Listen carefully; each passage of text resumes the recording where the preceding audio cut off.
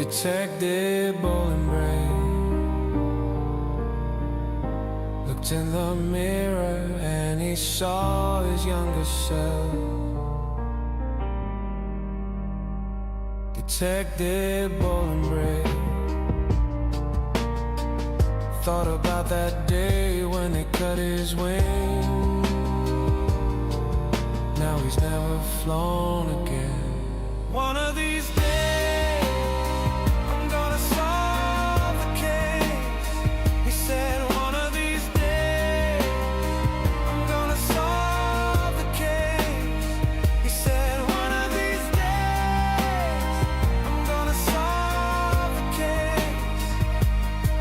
If it's the last thing I do, intergalactic mystery. He never knew the sun could rise and fall. I know you're looking for me, and I know you're looking for you, and I know I'm looking for us. Somebody said I was never meant to be. I'm looking in the mirror and I think I can see you. One of these days I'm gonna solve the case, he said. One of these days I'm gonna solve the case, he said. One of these days I'm gonna solve the case. If it's the last thing I do. And he said, all I wanna do is save the day, and I can do it if you look the other way, because all I wanna do is save the day, and I can do it if you look the other way, because all I wanna do is save the day, and I can do it if you look the other way. All I wanna do is save the day, and I can do it if you look the other way. One of these days I'm gonna solve the case, he said. One of these days I'm gonna solve the case, he said. One of these days I'm gonna solve the case. If it's the last thing I do.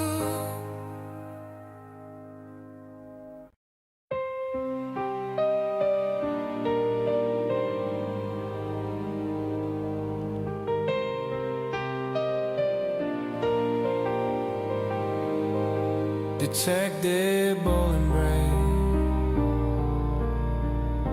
looked in the mirror and he saw his younger self. Detective Bowling Brain thought about that day when they cut his wing. Now he's never flown again. One of these days I'm gonna solve the case, he said. One of these days I'm gonna solve the case, he said. One of these days I'm gonna solve the case.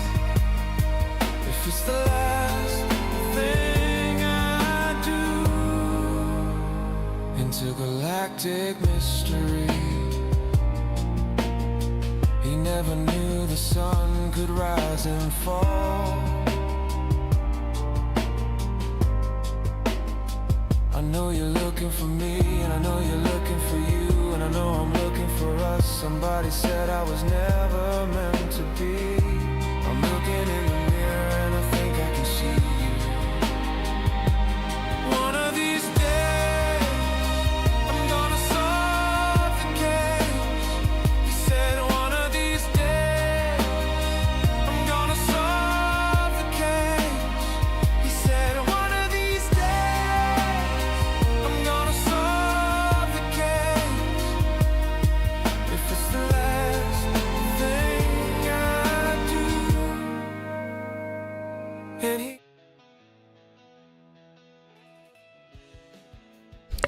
was about to say, where am I? Yep, there I am. Hello, everyone. Y'all ready for more mystery solving antics with Sherlock Holmes and Watson? Watson is his name. I almost forgot his name. So we are going to start the stream off with our 5 gifted memberships of the month. Well, we do 10, but they only let me do 5 per stream. So let's see who the lucky people are. Send 5 now. Let's see. Fingers crossed someone, well, someone's gonna get it, but fingers crossed someone gets it who wants it.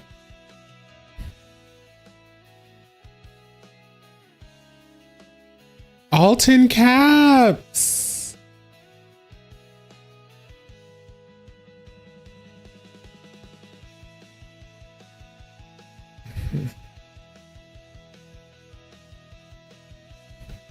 So congratulations, Alton Caps, Onion, Christoph Taege? I don't know how to pronounce that.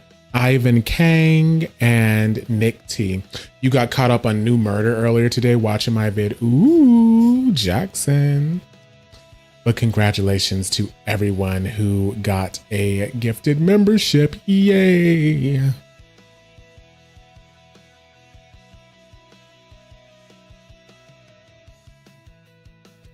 Okay, so let's open up Sherlock Holmes. Elementary, my dear Holmes. Did y'all watch any Sherlock Holmes TV shows? I watched Sherlock Holmes in the 22nd Century, which was a cartoon, that was actually pretty good. It was a cartoon from Scholastic. And y'all, Sherlock was kind of beefy in that show, like, cause he was always in his, I forgot what they call his like vest outfit. He was always in that vest outfit. But anytime like he was like not in that outfit, when he was just wearing like, ooh. Hold on, I gotta see. Alton Cap. Oh yeah. Okay, so it's showing all the members. Oh, so now it's gonna do all those. Okay, we'll just wait for it to get that out of its system.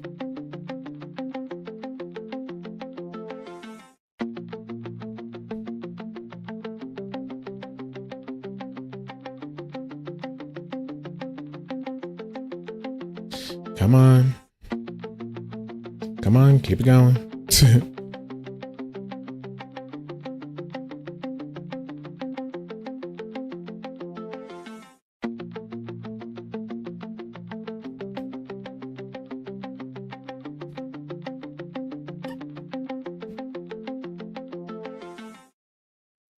Okay, anyway. But yeah, anytime he was like not in his normal Sherlock Holmes outfit and they had him like wearing anything else, he was beefy. I was like, ooh, Sherlock.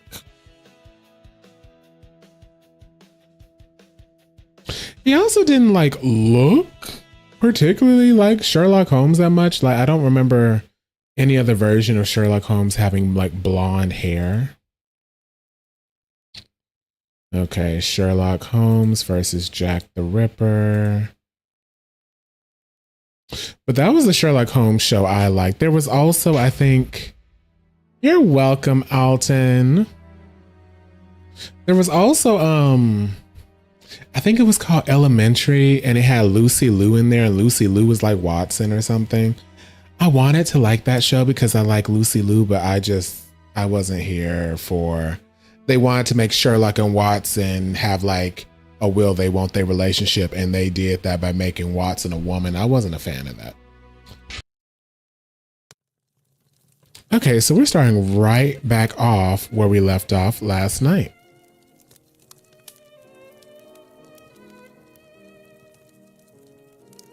My dear Watson, what were we doing? This is how Holmes stores his post. Thank goodness his clients don't see this.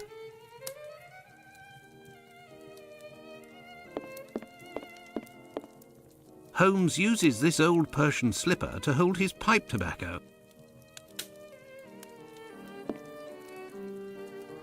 Colonel Gordon, during the last adventure of the resident patient. Treaty on Cornish, the Celtic dialect of Cornwall. And here, medieval pottery. How can Holmes possibly read such things? Holmes's violin. He doesn't play nearly enough, if you ask me. They're such a couple.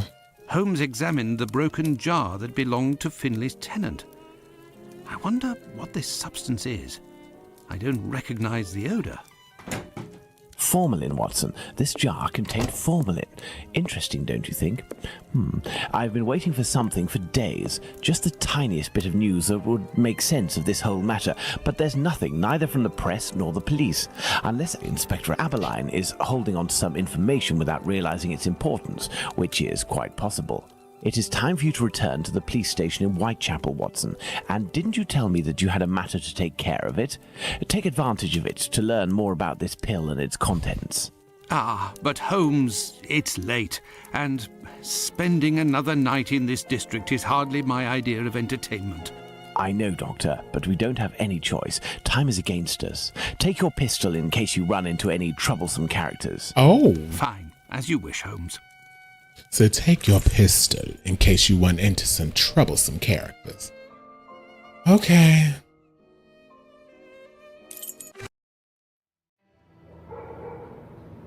We're back at Whitechapel.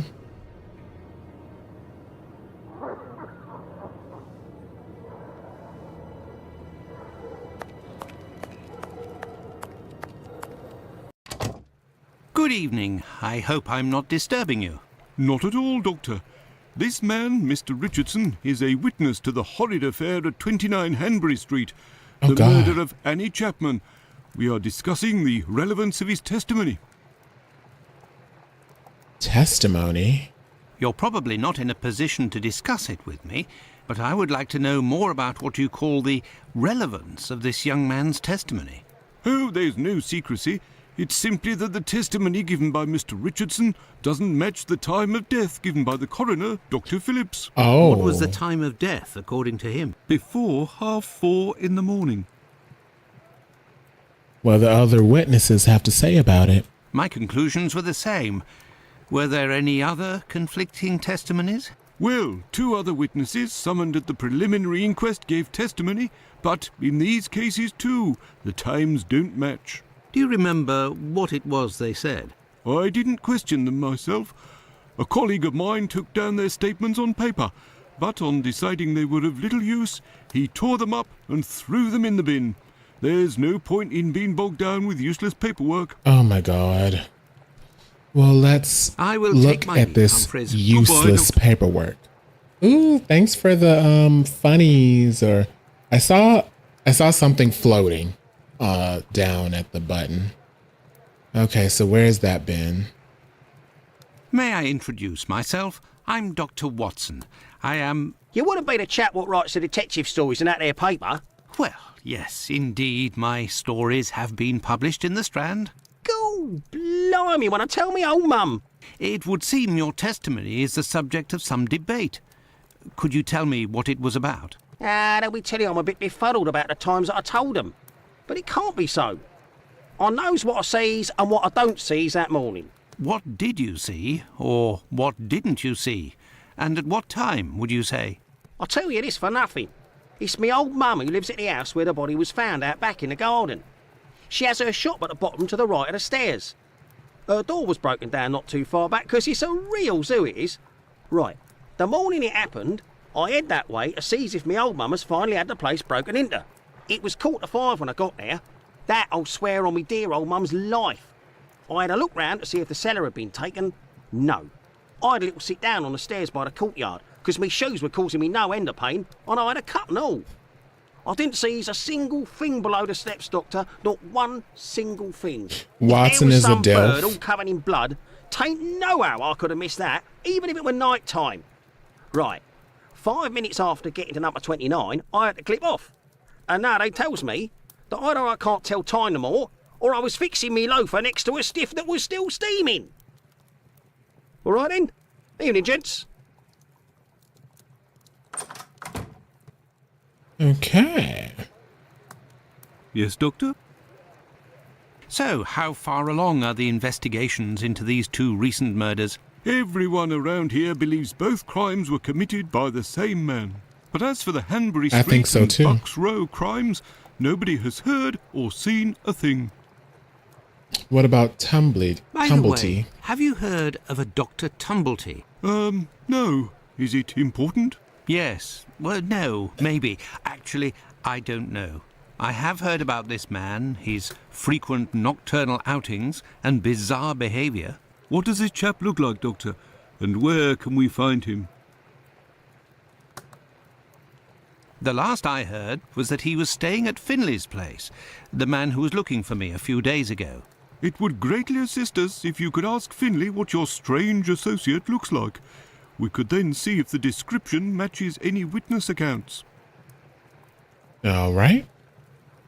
I will take my leave, Humphreys. Goodbye, Doctor. Okay, you say you threw it away in the bin. Let's look in that bin. Oh.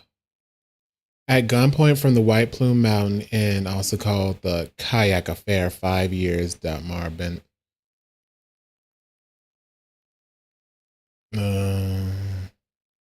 Old police reports concerning certain arrests. An old report on arrests that took place a few years earlier. Here are the ripped statements. I can piece them together again.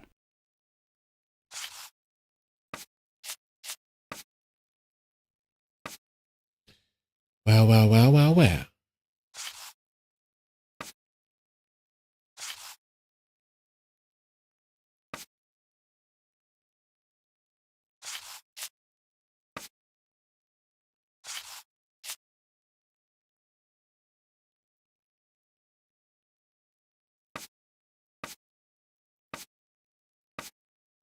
Mm-hmm.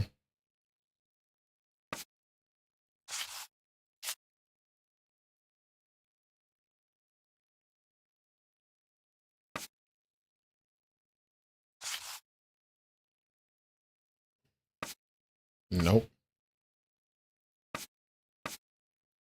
Okay, that's one thing.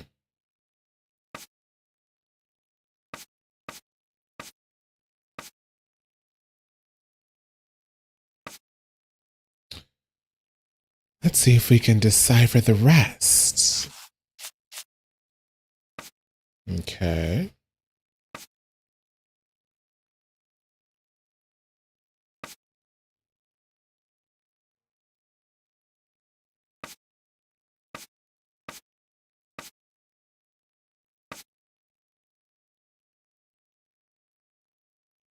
Not that. Oh my god. Oh. Not there either.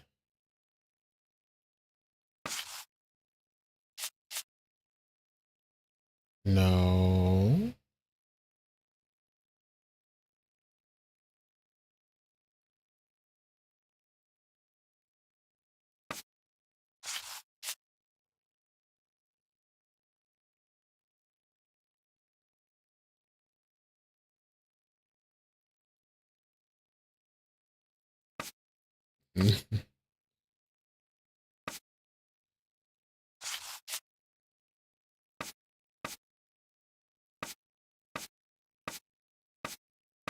Okay, we're getting somewhere.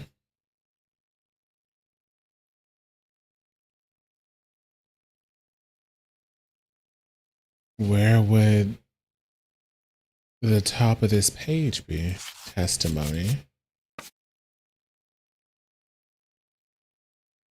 Okay.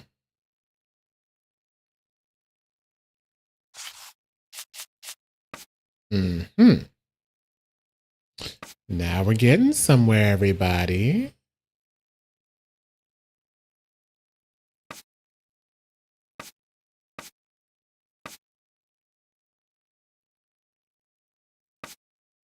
Ew.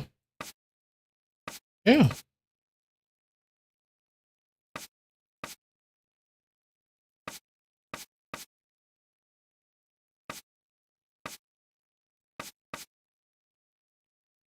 Oh, those two go together. Didn't notice.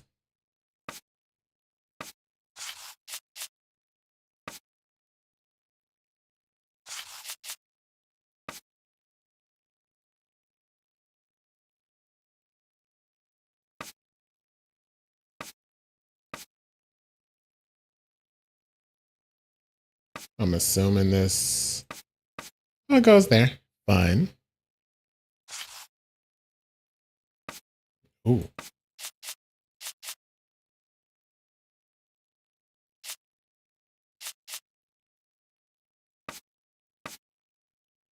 That goes. Maybe that's useless?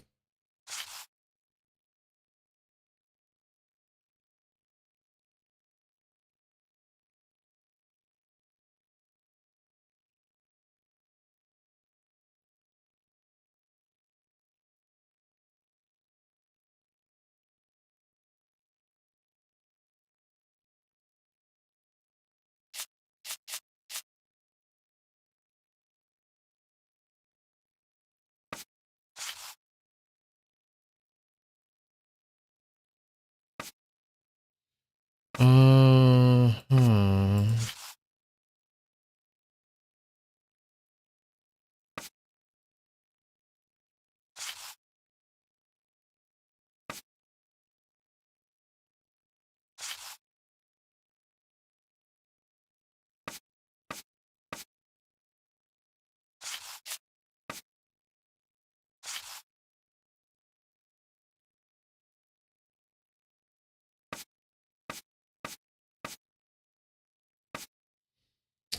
Almost got it. Okay, that doesn't go there.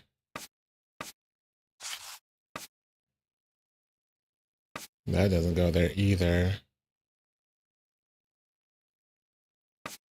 Are some of these red herrings?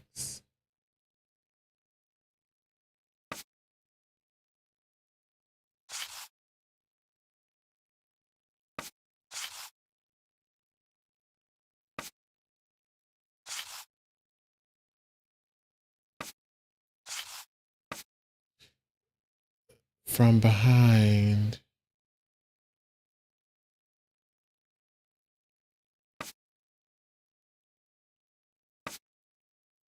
Okay, that doesn't go there. That must go here. And this goes here. There. There.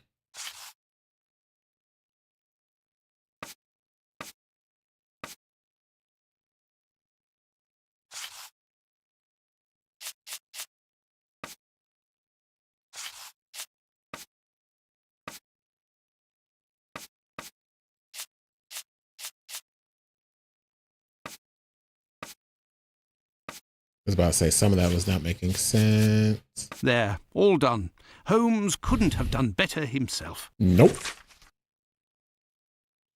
Okay, so what's this testimony saying? On the morning of the murder, witness left her domicile at 32 Church Street at approximately 5 a.m. to get to Spitalfields Market. She was passing down Hanbury Street at about 5:30 a.m. The witness was certain of the time, as she declares that she heard the clock at the Black Eagle Brewery on Brick Lane strike the half hour just before she entered the street.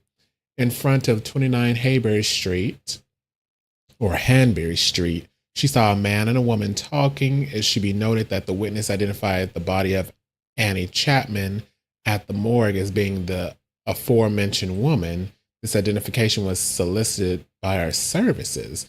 The man seen with the victim is described by the witness as follows: at least 40 years old, a little taller than the woman with whom he was discussing, approximately 5 feet 3 inches, brown deerstalker hat, dark coat, a doubt on this point, general appearance on the working class, particular markings, dark hair and mustache, dark face, looks like a foreigner.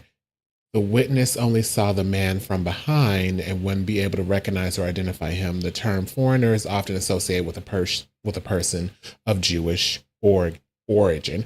Octobron, hey, how you doing? Hey, Kevin, how you doing? Interesting. And this is the other testimony. The witness resides at 27 Hanbury Street, the building adjoining number 29 of the same street, and the two respective backyards are separated by a wooden fence, tall and thin. On the morning of the murder, the witness got up at 5:15 a.m. and went into the yard where the latrine was. It was then 5:20 a.m. On going back into the house, the witness heard voices from behind the fence coming from number 29. The only word that he understood was no. He went into the building again, but returned to the yard approximately 4 minutes later, whereupon he heard a noise as if something fell against the fence. He then departed for work. When he passed in front of the Spitalfields church, it was approximately 5:32 a.m. Still laid up with a broken ankle. I'm entertaining you while you do Unity stuff. Oh no, October on that broken ankle. Yeah, when you told me about that, I was like, what the hell did you do?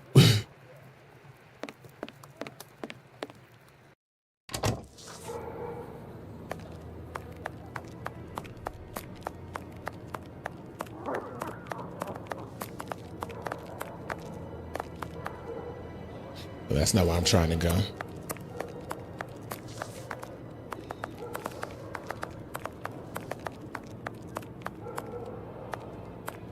What the? Why is that pill up there?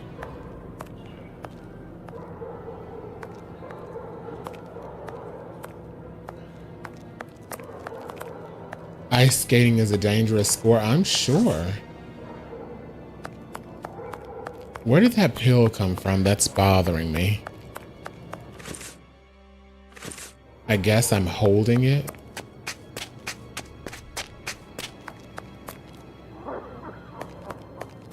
Ah.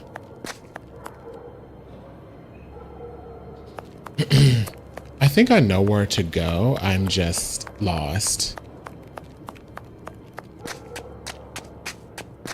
Jackson said, "Are you a hockey player?"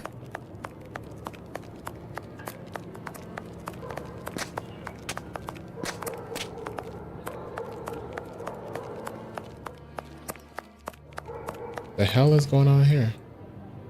I can't talk to... Oh, we know where that is. I have no reason to go that way. So, Octobron, we are playing Sherlock Holmes versus Jack the Ripper. And apparently, if you know about Jack the Ripper and his victims, a lot of this should be familiar. Because I believe the victims are his actual victims. Which I find very fascinating. Just tooling around on the ice for now. I love, if only to get myself a hockey butt. Are hockey players known for having nice butts?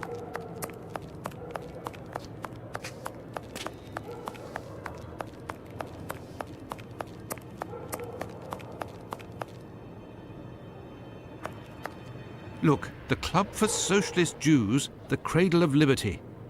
Another political club of little interest. So they're assuming that the killer was Jewish. The Wasp's Nest. This pub looks even more disreputable than the Golden Lion in Baker Street. Oh, they do have nice butts, Jackson. Most of my experience with that story is from the Johnny Depp movie From Hell. Oh, I've never seen that movie. Hold on, I'm gonna have to go to the map.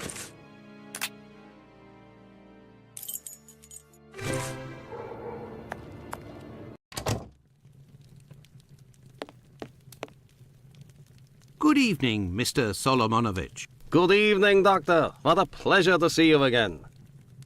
Hockey players have powerful thighs. Yeah, there was an ad campaign for stretch jeans a while ago, and the NHL player talking about his pants never felt. Oh, Lord. Goodness, y'all unlocked something else? Because I didn't know that. I never really paid attention to hockey players. Have you finished converting the harnesses? Yes, just now. I got a little behind because of all the commotion. Awesome. Commotion? Don't you start. 3 days ago, the very afternoon that you passed by, there was a chase throughout the neighborhood. Hundreds of people were chasing one man, claiming he was responsible for the murders these last few days. Schmonz! It was awful. I hope those maniacs didn't catch him. Better the police should. Tell me, did John Pizer turn himself in to the police? Things unfolded as they should. Look in the newspaper, the Daily News from today. Farewell, Isaac. Goodbye, Doctor. There's a good reason why, without prejudice to the case of the man who is now in custody. Interesting.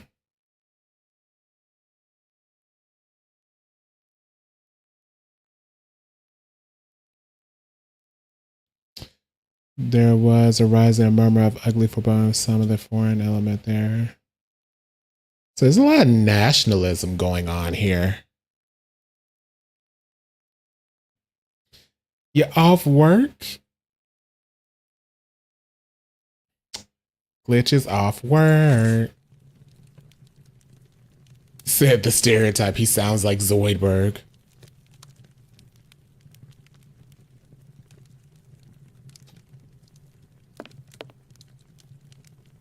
Why do I have this pill in my hand? Put the pill down.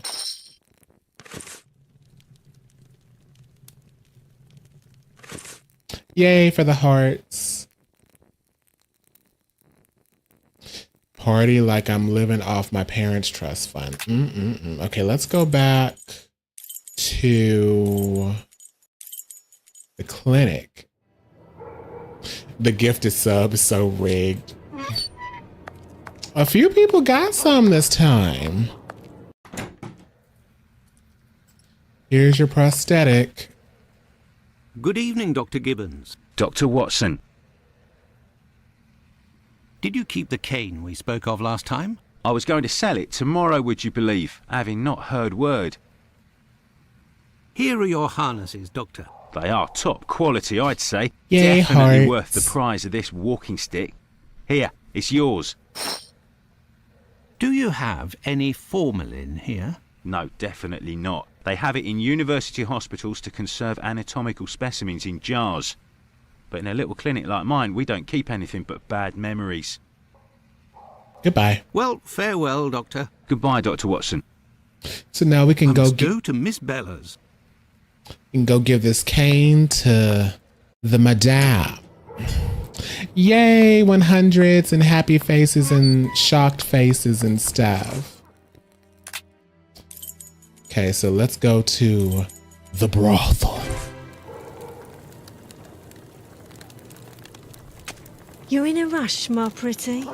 Come, I'll have you done so quickly you'll only have time to pay. Oh. Would that don't sound exciting to me. Out of the way, I don't like the look of you. Why is your chat screen spewing hearts? Because people are hitting the heart button.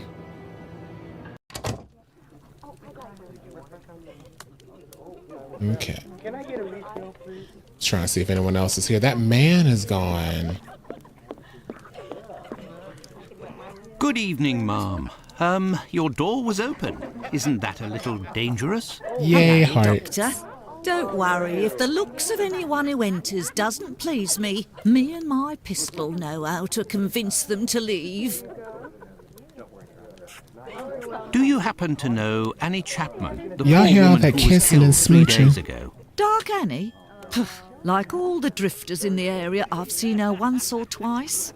With respect to the dead, Annie really was the bottom of the barrel. What do you mean?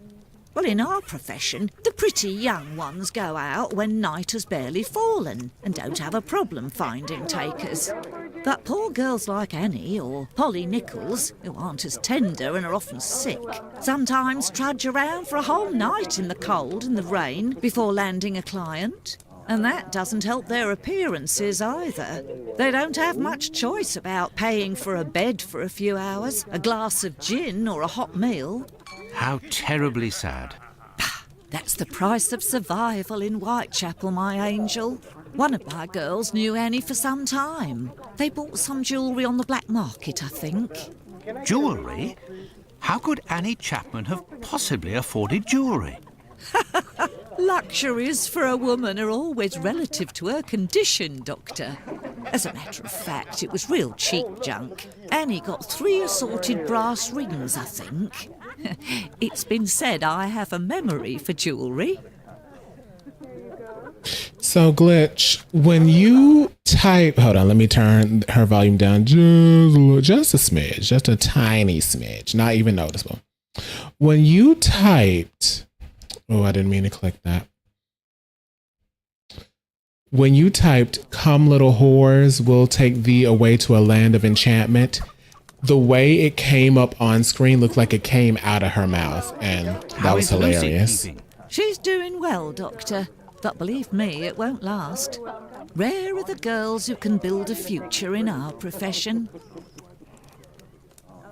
Very well, I shall let you get back to work, Ma. See you soon, my love.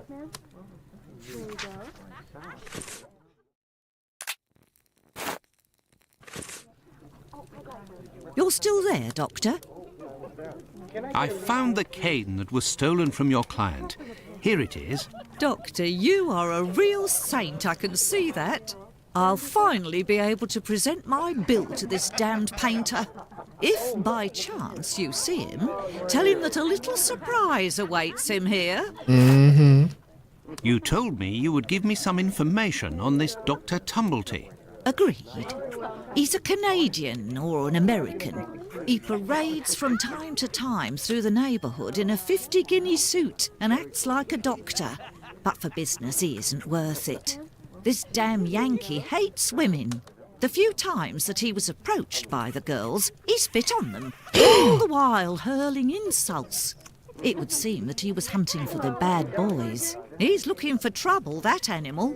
Does he frequent any pub in particular? Aye, the Wasp's Nest on Burner Street, I think. A seedy spot even by our standards.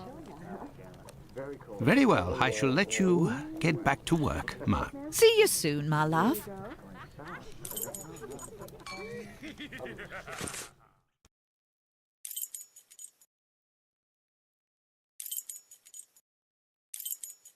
There we are.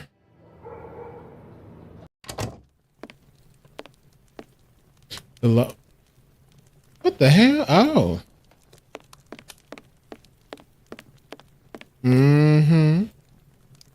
Good evening, sir. Well, I know you. Why, we met at Miss Poolman's the other day. So you've come to slum it in Whitechapel, eh? Oh. Do you know Dr. Tumblety, a Canadian or American chap? Quite an extravagant dresser. Frequents this pub now and then. Are you intimate? What? No. What do you mean by that? Oh, nothing. Nothing at all.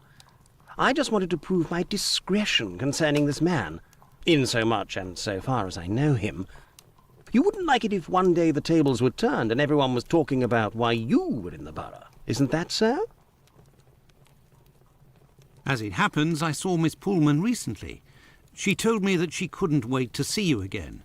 She said something about a surprise that is waiting for you at her establishment. Why, that is some of the best news I've heard, my friend. I'm sure. As thanks, I would like to let you in on a secret. The man that you were talking about, and whom I happen to know by sight, passed by and went through that little door that you see over there. Oh. Another man let him in. Oh. They weren't together for more than a few minutes, to be sure, eh? Well, I will continue my search. Ah, love. But what is this person trying to imply? This matter is beyond me. Oh, they left. Were they bumping booties? Greetings, my good man. Could I have a pint?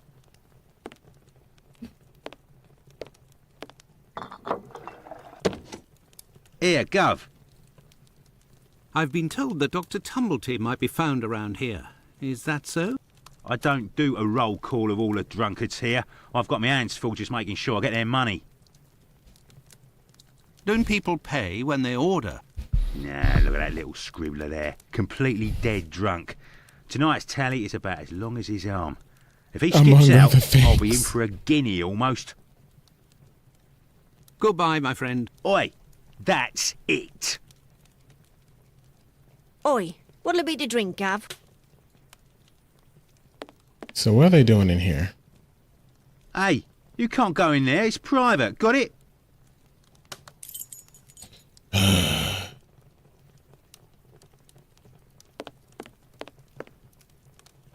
Good evening, sir. It'll be the coup of my career, Governor said. Ha! You'll make loads of doss of the paper, he said. The journalist. You're a journalist? That's so. Tom Bulling at your service. The Whitechapel ferret, the wizard with the scoop. You don't appear to be in a state to write anything, my friend. You're mistaken.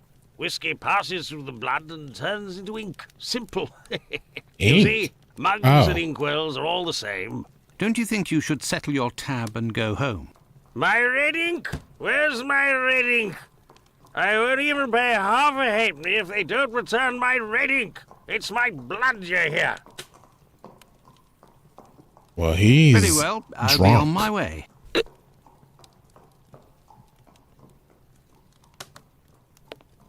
Okay, let's hit the space bar, see if there's anything else we can interact with. This is the sink where the barmaid puts the glasses to soak. Look, red ink. What's that doing here? The bottle is closed. There must still be some ink inside, and it looks like a glass. The barmaid must have put ink into the sink by mistake. Ooh. Right. Do I get in your way? Me? If you'll excuse me, sir.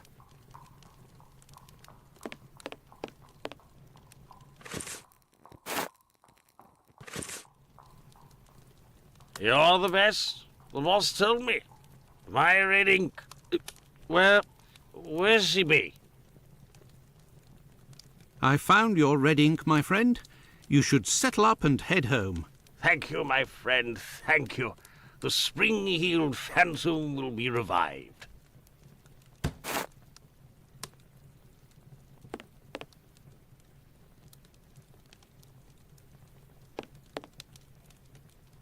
Gav? What's behind that locked door over there? Can I go in? Not likely. And let me be unless you're wanting a drink. Got it? Here you go. It's on the journalist, my friend. I owe you one. The next one is on me. What'll it be? Nothing, thanks. But I may need your help. Listen, my friend. I would like you to let me in the door over there. You're a bobby. A peeler? Absolutely not, my friend. I am a doctor. Fine. I owe you this at least. There's a bloke behind that door there. No pity Bluto. Let's just say he wants to lay low for a moment. So I don't think he'll be opening the door just now. Unless... Tell him you have word from Squibby. They'll open the door. But who can say what'll happen when the door closes? What? Goodbye, my friend. Oi, that's it. Why is he talking like that? That's so weird. Let me in. I have news from Squibby. But stay calm. Oh, he opened that door fast. And who are you? Where's Squibby? He's out. To be honest, I don't actually know this Squibby chap. I was actually wondering if you knew Dr. Tumblety, a Canadian or American fellow. He came in... Sure we know him. Excellent. Can you... You know about gas? I'm afraid not. I am a doctor. Then I ain't interested. You can be leaving now. But if I find out who snitched to the peelers, I'll find you. Got it? But I can pay you for... Keep your coins for the paupers, or one of the gas boys who ain't afraid of nothing and knows how to hold his tongue. Gas You boys. bring him to me. I'll meet with you. Gas boys? Gassy boys? I'm so confused. Oi, what'll it be to drink, Gav? Gav? Goodbye, my friend. Oi, that's it. Why? Why is he talking to me like that? He was just so calm.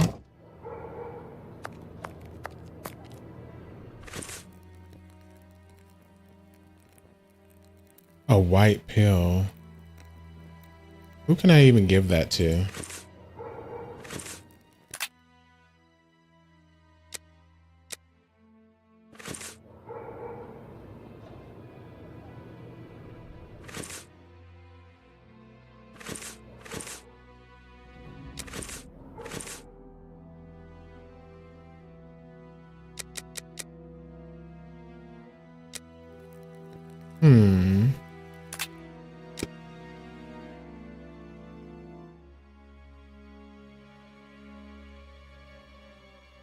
Let's go back to the brothel.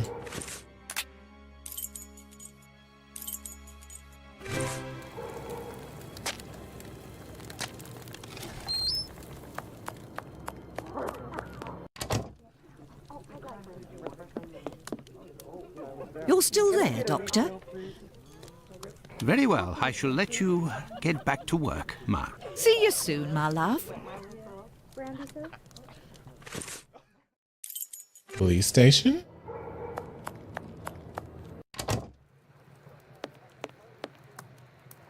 Yes, Doctor. I will take my leave, Humphreys. Goodbye, Doctor. We're playing a lot as Watson here. This is fun.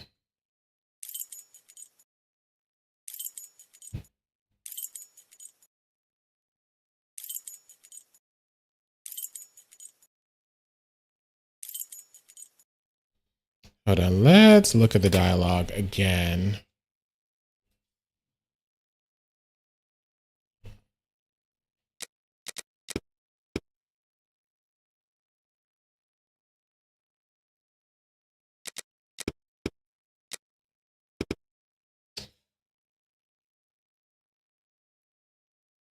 Mm-hmm.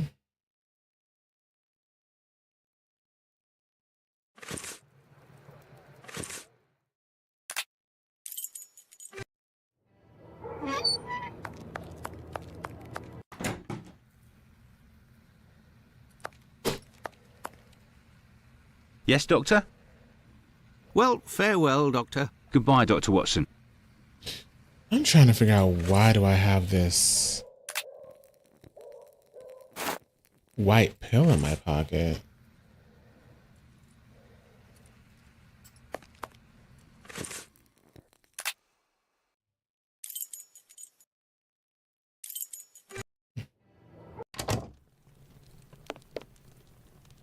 I thought I saw somebody sitting here. I was like, wait a minute. No, it would be better not to insist. Okay.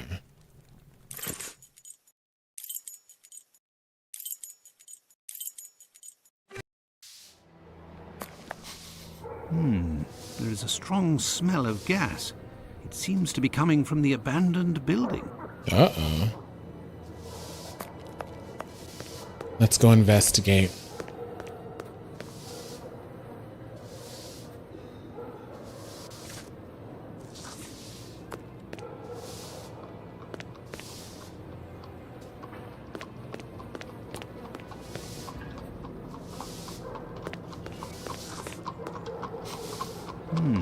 There is a strong smell of gas. It seems to be coming from the abandoned building. Good evening, Finlay. How are you? Oh, good evening, Doctor. So. And you? It smells of gas here. You might say, Doctor. Without wanting to speak ill of the force, I have to wonder if the police are up to something. What do you mean? Well, I was outside yesterday evening when the light went out at my place, and a gas smell came from the abandoned building across from my place. And a minute later, the police arrived and were snooping all around like it was them who hit the gas before arriving. Have things sorted themselves out with your strange tenant? Don't talk about it, Doctor. That man is truly bizarre. He goes to the most sordid locations once night falls. 3 days ago, my wife told me she saw him come in with blood-stained clothes and a fearsome look. Oh. Interesting. What does he look like, and how old is he? Oh, he's my age, give or take, so the other side of 50. He's always dressed in a striking manner with an American hat. He's big, close to 5'11", I'd say. He has a strange voice, not just his accent, see, his voice. Very well. Goodbye for now, Finlay. Goodbye, Doctor. Now then, let's go to the police station. So we have the description we need.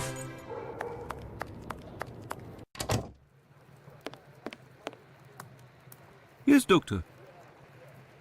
Tumblety is a man around 5'11", about 55 years old, extravagantly dressed and with a rather distinctive voice. He boards at Finley's. You should know where that is, as the police were there only yesterday. Their arrival coincided with a strange gas leak. Ah, yes, I know where you mean. Indeed, there was an odd affair with the gas. It was rather unsettling. We were searching for a well-known scoundrel who was ratted out by Squibby, the chap we followed and saved from the pack a few days ago. This thug, no pity Bluto, must have been in the abandoned building in question. But there was no sign of him when we arrived. Furthermore, an inspector said that, given the smell, the thingamabob that supplies gas to the building was probably damaged. So we took no risks and were called away somewhere else. I will take my leave, Humphreys. Goodbye, Doctor.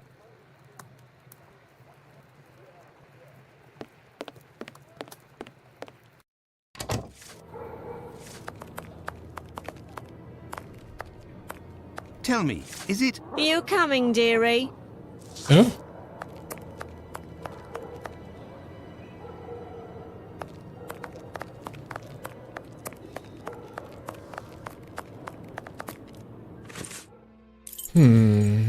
Where do we go now?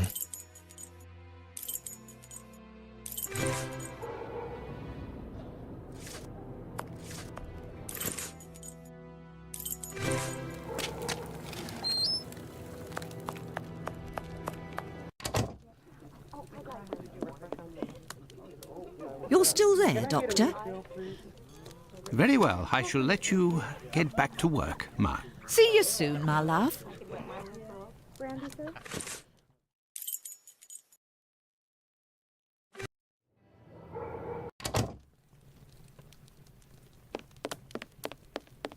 No, it would be better not to insist.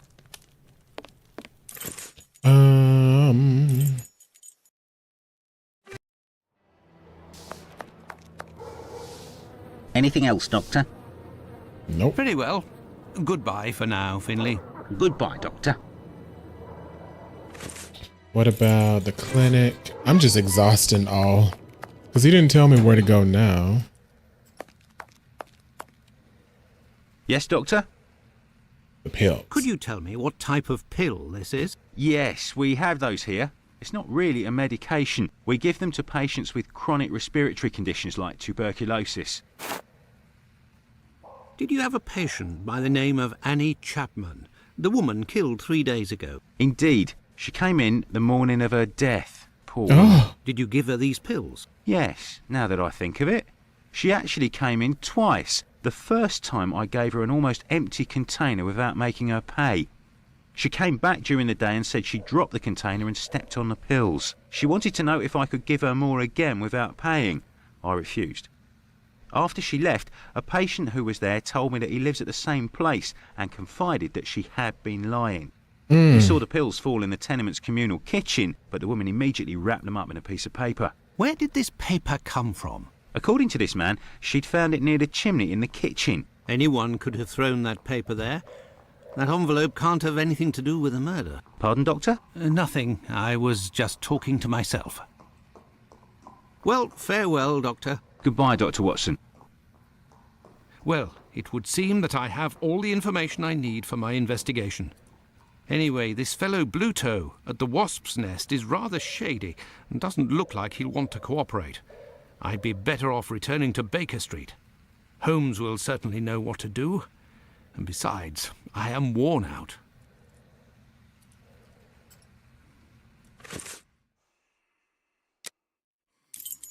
Let's go back to Baker Street. Home, sweet home. There we are, Holmes. I've told you in great detail everything that happened last night. Excellent work, Watson. We shall now be prepared to answer a few questions about the horrible murder in Hanbury Street. Do you think we are now in a position to find out the identity of the murderer of these two women? No, I don't think so. It's outside of our scope and not our responsibility.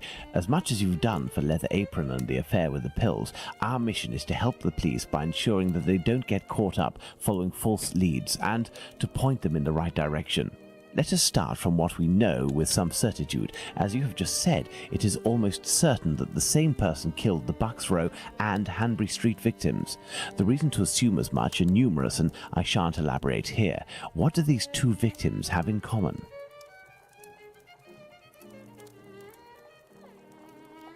They had the same profession. It's true these two women were in the same profession, but... Indeed, Watson. These two women were both prostitutes. That is of vital importance, Watson. My memory from your examination of the scene is rather hazy. Didn't you say something about the killer's frame of mind? I was talking about the victim's possessions that were placed on the ground and the rings missing from Annie Chapman's fingers. This killer is a cunning predator, comes from a rather humble background, and shows steely self-control in carrying out the murders. Something is puzzling me, Holmes.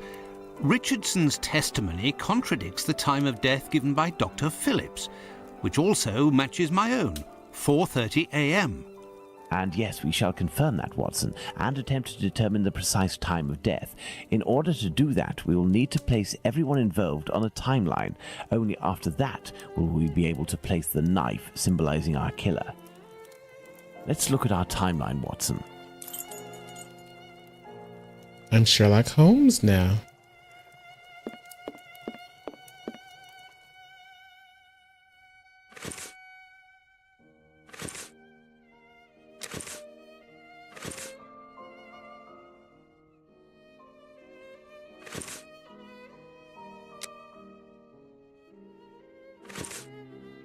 We left the station at 6 o'clock and it took us 20 minutes to arrive at Hanbury Street. All right.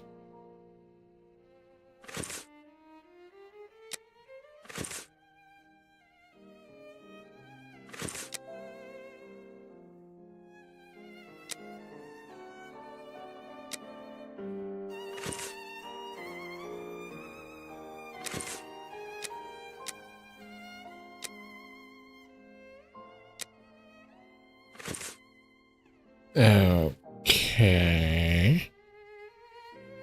Let's put the time of death as assessed by Dr. Phillips on the timeline.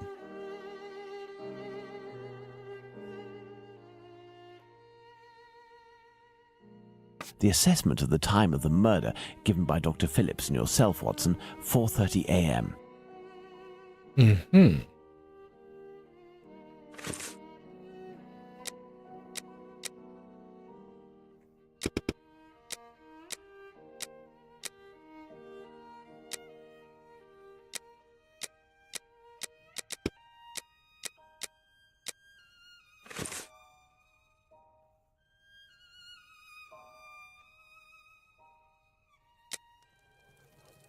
What are we doing, Holmes?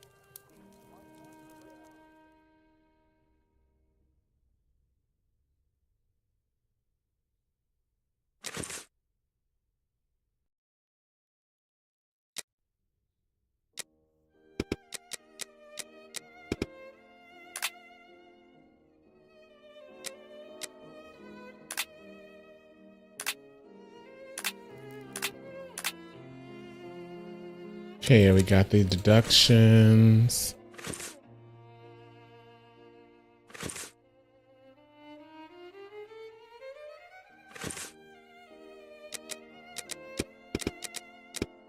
Kinda sitting here like, what?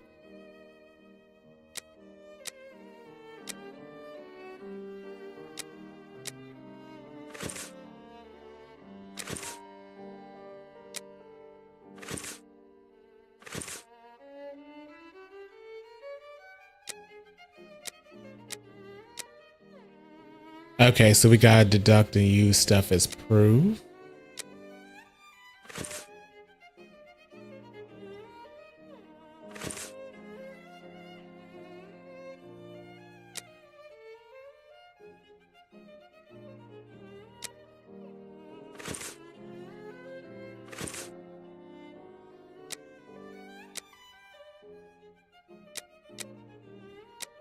Okay, so we gotta look at different dialogues.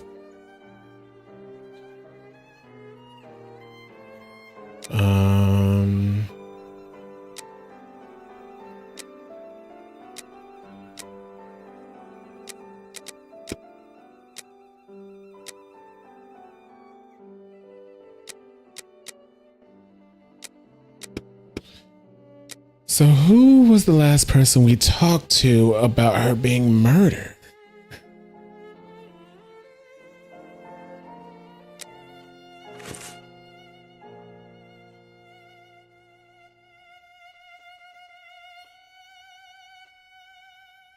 Okay, determine the exact time.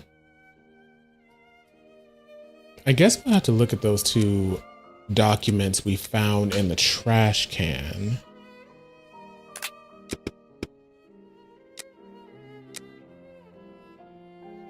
This testimony and this testimony. Okay. Now, for the most important part, the testimony of Miss Long. She claims to have seen a woman speaking to a man near 29 Hanbury Street sometime around... What time, Watson? She said 5:30? Let us assume, therefore, that Miss Long's testimony is, as is most certainly the case, true. She places her meeting with the victim at around 5:30, claiming to have heard a clock chime on the half hour at the moment when she enters the street. Our next witness is Albert Kadosh.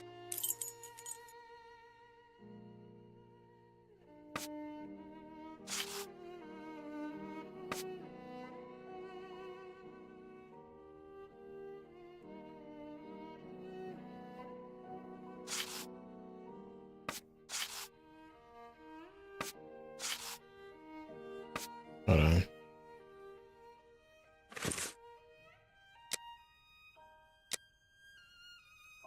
$5.20. Albert Kadosh goes down into his garden at approximately 5:20, and on re-entering his home, hears voices in number 29's garden. Let's place this symbol that represents Kadosh on the timeline.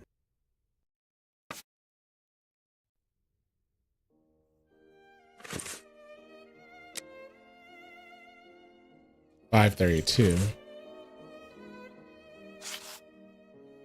Kadosh leaves the garden, enters his house, then leaves for work, seeing the clock on the Spitalfields church showing 5:32.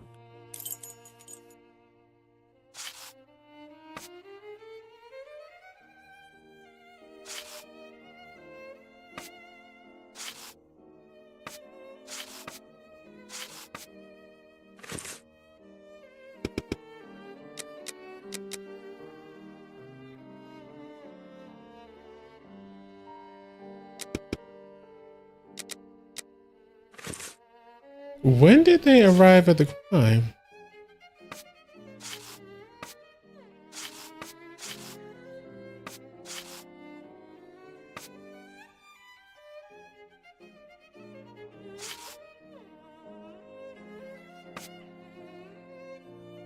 Let's place this symbol that represents Kadosh on the timeline.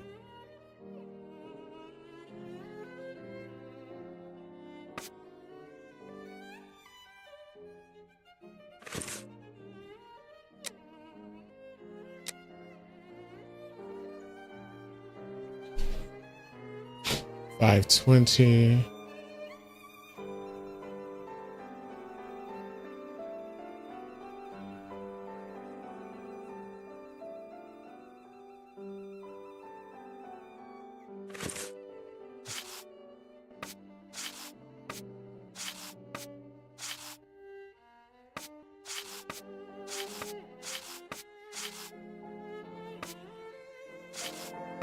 We left the station at 6 o'clock and it took us 20 minutes to arrive at Hanbury Street. Okay, so 6:20. Our arrival at the scene occurred at around 6:20. Given the distance separating the two locations, we can deduce that the corpse wasn't discovered after 6 o'clock and therefore that the murder must have been committed before.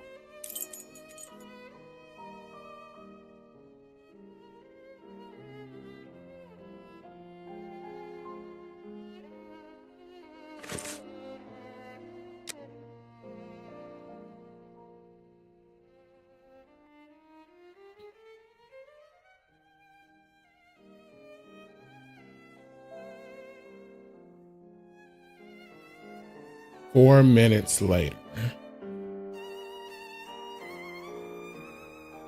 5:24. Kadosh goes back down into his garden approximately 4 minutes after having left it and hears the sound of an impact against the wooden fence.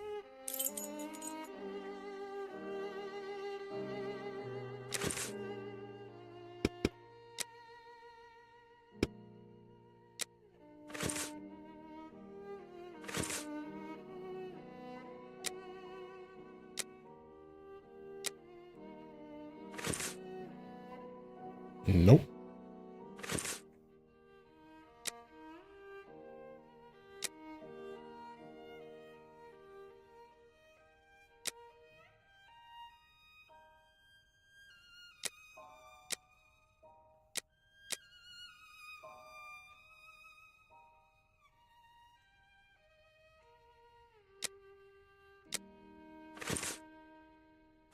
Not him either.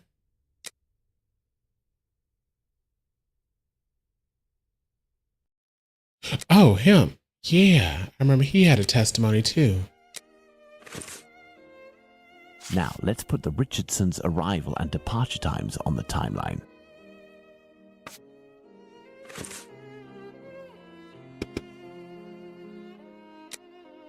He said he arrived at 4:45.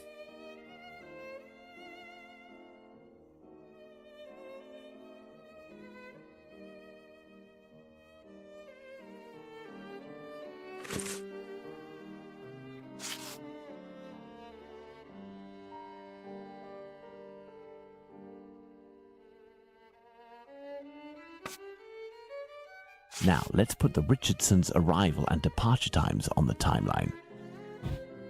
Despite the great respect I have for Dr. Phillips and the value I place on our friendship, my deepest conviction is that both of you are mistaken and that Richardson is in the right and that these two testimonies put down in writing have real worth. But how? Explain yourself, Holmes. Remember how you assessed the time of death? You touched the fingers and body of the victim, but it was remarkably cold for this time of year. In addition, the corpse had been drained of bodily fluids. Its heat retention was therefore no longer the same as that of an intact corpse. Egad! You're right, Holmes. Oh, I've had some time to research, Watson. Given these facts, my first diagnosis may have been off by half an hour, perhaps even an hour. Thus, we can confirm Richardson's statement and establish that the murder was committed after 4:50 a.m. and not before 4:30 a.m. Excellent, Watson. All our people are now in place. Yes, but Holmes, Miss Long claims to have seen the victim at around 5:30. But according to Kadosh, someone, most certainly the victim and her murderer, was already in the garden at 5:30.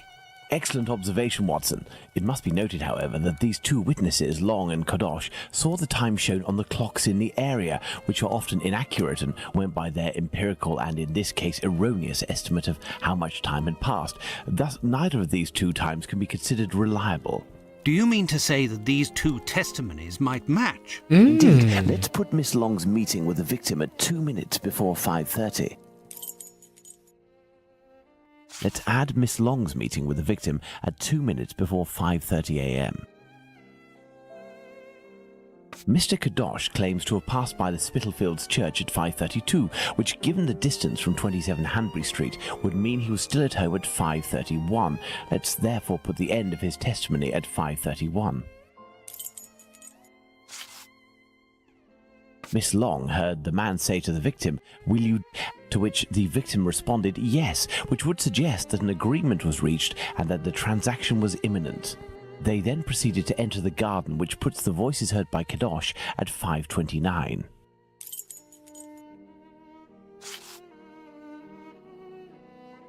We had thought that Kadosh had left 27 Hanbury Street at 5:31 after having heard an impact against the fence.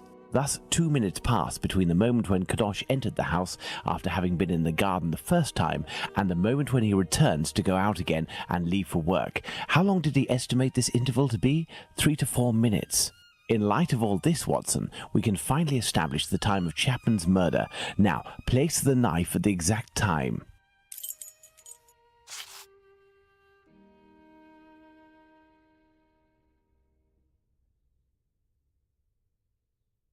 Now then, taking into account that the local clock isn't exact and that a young man was off by a minute or two in his estimations of his comings and goings, we can confirm Miss Long's testimony and place the time of the crime at approximately 5:30. But in that case, Holmes, the man that Miss Long saw is none other than... That's right, Watson. It was the Whitechapel killer. To think that Miss Long and Kadosh were only a few feet away from him. Indeed, Watson. Had Miss Long passed just a little closer to the victim and her assassin, or had the young Kadosh popped his head over the fence out of curiosity, the killer would most certainly already be behind bars. That's some stroke of luck he had there. I couldn't agree more, Watson. But his luck didn't end there, given the mutilations inflicted upon this poor woman. What must be considered above all is the killer's obvious wish to remove one and only one specific organ. The uterus. His surgery pinpointed the exact spot, avoiding superfluous incisions. This suggests the man possesses at least a minimal anatomical knowledge. Are you suggesting a doctor or a butcher? Perhaps, but the possibilities are still too broad to conclude with any certainty. Now for the motive. Despite my almost complete lack of practical experience on the subject, I have a rather precise idea of the usefulness of a uterus and a vagina. Nonetheless, once they are separated from their usual envelope, I am more circumspect as to the uses one can make of them. What do you think, Watson? We need a board, Watson. Watson's like, huh? Holmes, what? There is nothing more to do here.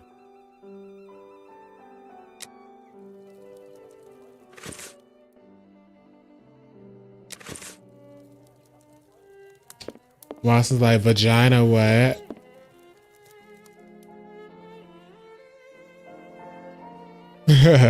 October's like, oh, Holmes. Okay, so I said last night, was it? I thought they were canonically a couple at the very end of the original novels. But now that I keep looking it up, that's not popping up. I'm like, what?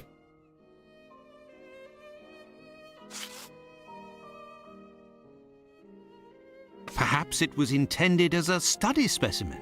I have little faith in that theory. Hardly anything was taken from the Bucks Row victim.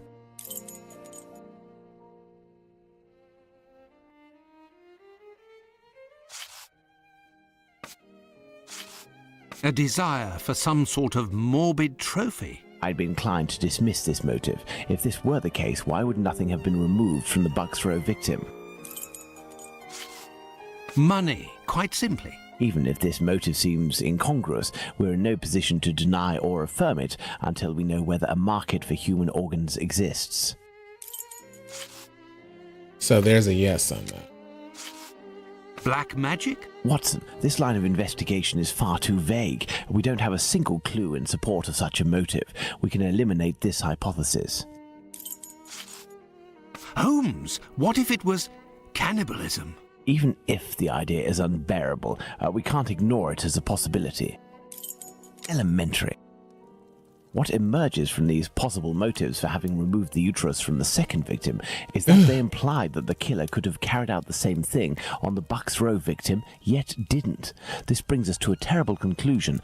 Our killer has evolved in the space of only a few days, and if that's the case, had he already struck before the first murder to which we attribute him? And if the killer strikes again, what atrocity awaits his next victim? We have to stop him, Holmes. We shall do our best. This recent business of jars filled with formalin and of the American doctor might be a lead. Watson, inquire among medical circles to ascertain if there is a black market for human organs. The chances are slim, but this must be pursued. Very well. What about you, Holmes? I will send word to Inspector Aberline regarding our recent conclusions. I should also like to become a gas man and pay a visit to Bluto at the Wasp's Nest. Understood, Holmes. I think one of my old university colleagues who works at the London hospital will be able to help me. I shall write him a note at once. He should be able to see me during the day. Afterwards, shall we meet here? Yes, Watson. See you later, and good luck. Much I speculation. must get to the London hospital, where my old university colleague works. We're playing a lot as Watson. Much speculation has been made about all that, especially Watson being attracted to Holmes, but it's very unlikely. Arthur Conan Doyle wasn't really the type, I don't think. Makes sense. I just had heard that he was so irritated with all the speculation that as just like a disrespect to the people reading the books, he made them gay. Like, not as like, oh, that's what I always wanted to do, is like, shut up, you're annoying me. There. He wasn't a very sexual person in general, it seems. Spent most of his time trying to find evidence of the afterlife and convince Houdini he was actually a wizard. Oh. To the London hospital, quick. My colleague agreed to meet me here in one of the London hospital rooms reserved for students.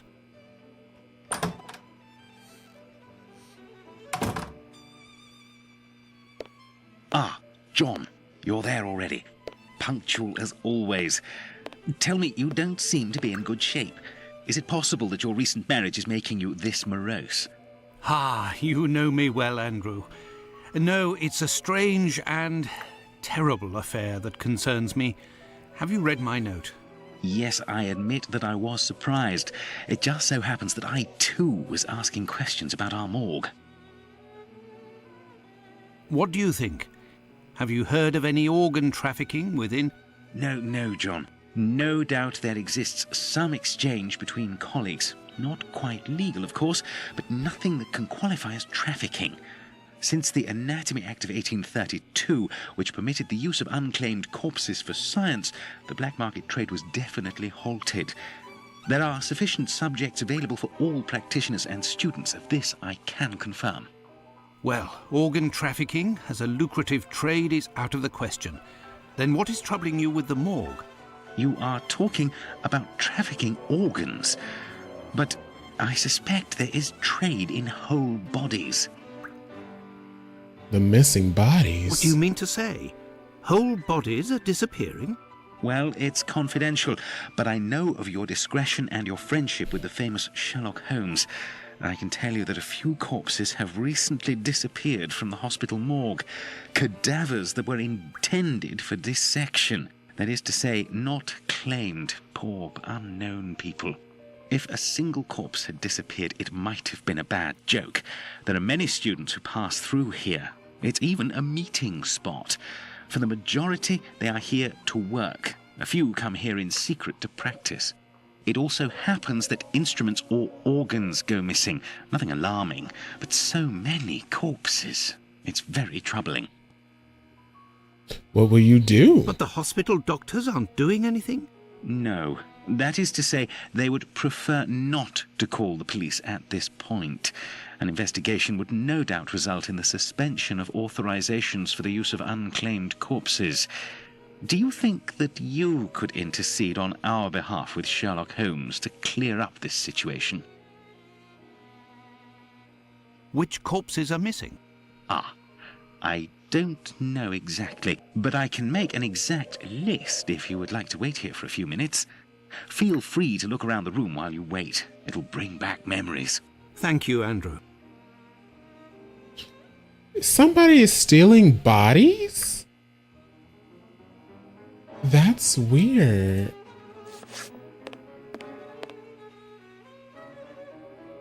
It's here that students come to carry out their experiments.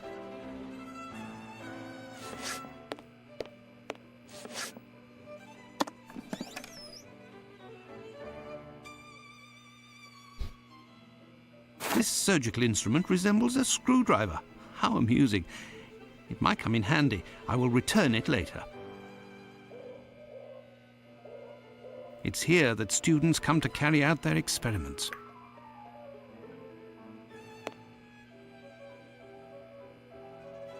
These wheeled trolleys are very handy for laying out surgical instruments. This rag is full of grease. It certainly wasn't used for a dissection. Was someone doing some mechanical work here?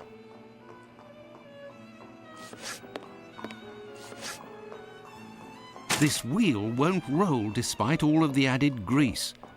Curious, as Holmes would say. The last lesson must have been about the human heart. And for a class of beginners, I expect, as this diagram is rather rudimentary.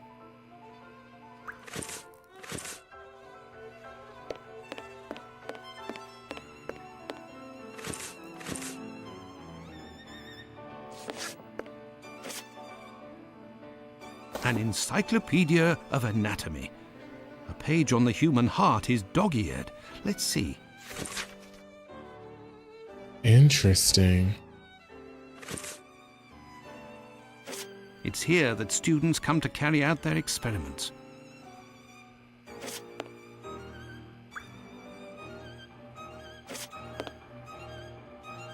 I have no reason to go here.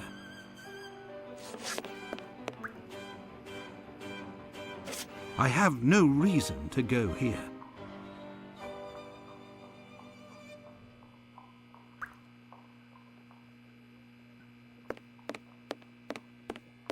I have no reason to go here.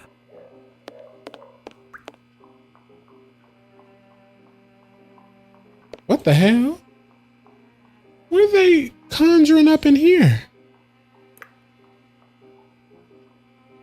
That reminds me when Markiplier has a video of his mom reacting to this woman that kept her... This is not funny. She kept her baby in a jar. There is a heart in this jar. Based on its colouring, it hasn't been there long. And it looks like the drawing on the board. This jar contains 2 lids with combination locks. It's not funny, but the way his mom reacted kind of had me weep. She was like, oh my God. What is wrong with her? She's like, what is wrong with her? I'm like, oh my gosh. Markiplier's mom.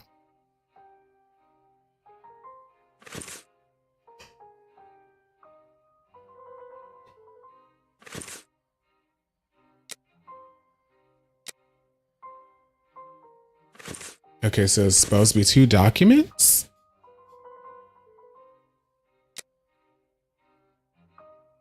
Some people get attached to body parts and such even when they get detached. I know, it's crazy.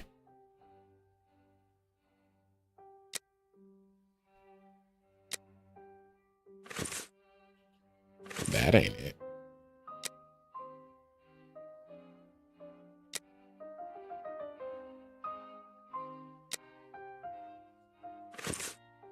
Not that. Oh wait, I didn't even put it on.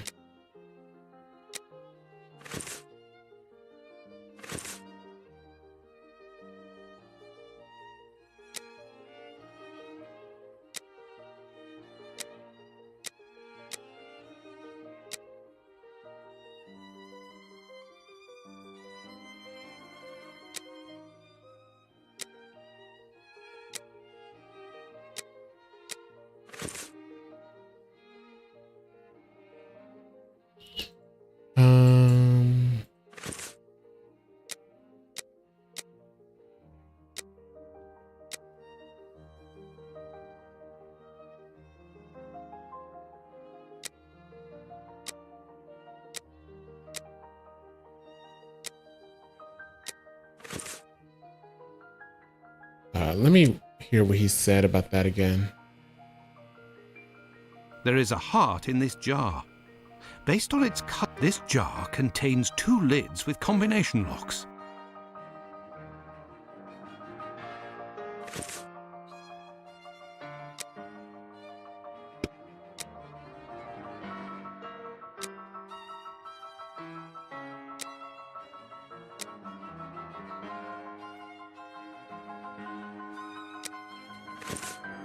But I say it can't be that because that has absolutely no connection.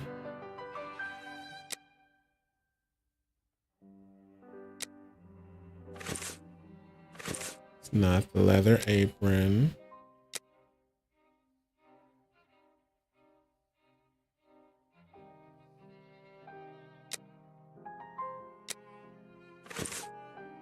I am missing some information. I am missing some information.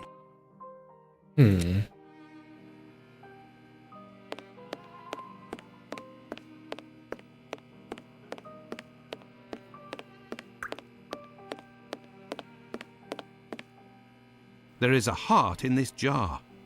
Based on its colouring, it hasn't been there long. And it looks like the drawing on the board. This jar contains 2.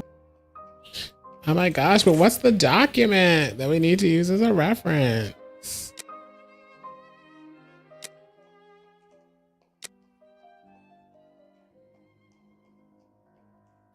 BJ Harvest? I don't know what that is, Jackson. Is that a writer?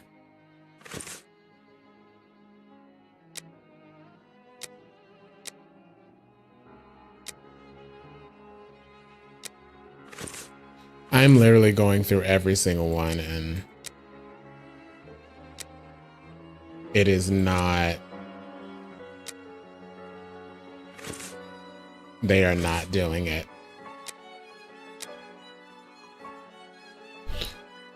Gonna look it up. Heart jar puzzle.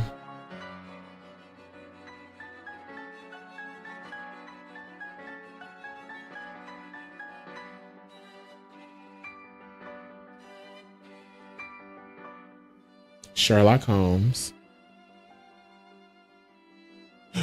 Oh, he's a musician. I've never heard of him.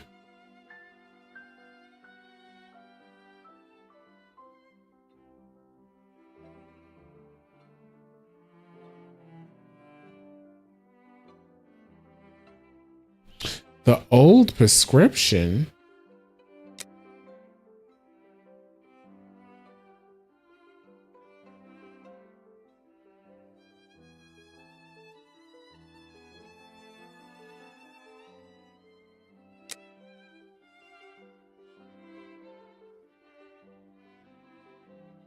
Okay, so yeah, it's something I didn't pick up. Because I'm like, wait a minute. This wheel won't roll despite all of the added grease. Curious, as Holmes would say.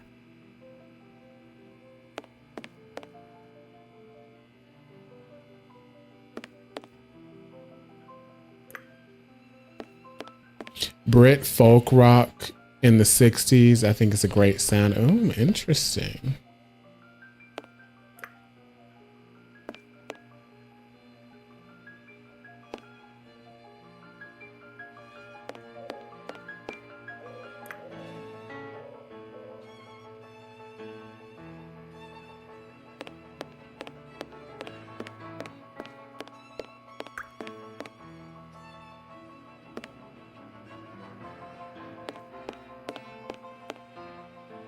Like all that's been clicked on.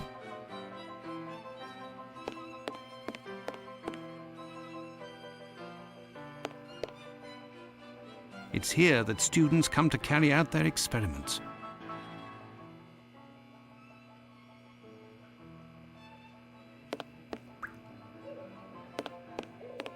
I have no reason to go here.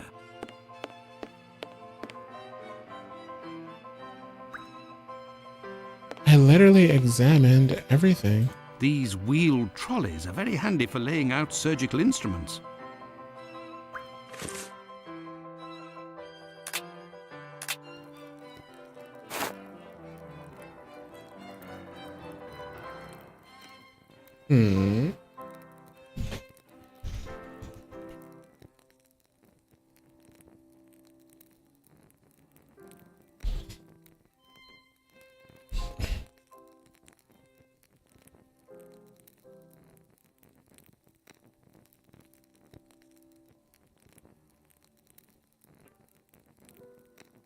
A prescription?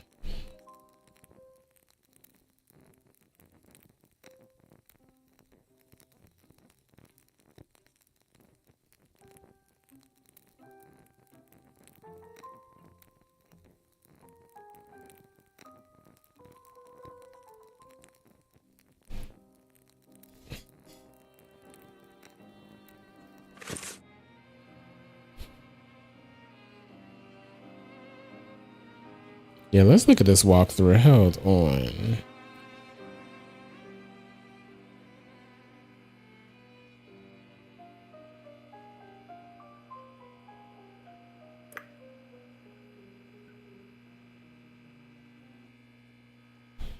Okay. A message. I'll be... Why the devil was it hidden here? There it is, the old prescription. An old prescription. Poor child, so young yet terminally ill. Strange, someone scrawled something. Part of it is in Latin. These are instructions, it would seem. There is a heart in this jar. Based on its colouring, it hasn't been there long. And it looks like the drawing on the board. I would have never This thought jar to poke at contains that two lids with combination with hooks. that instrument.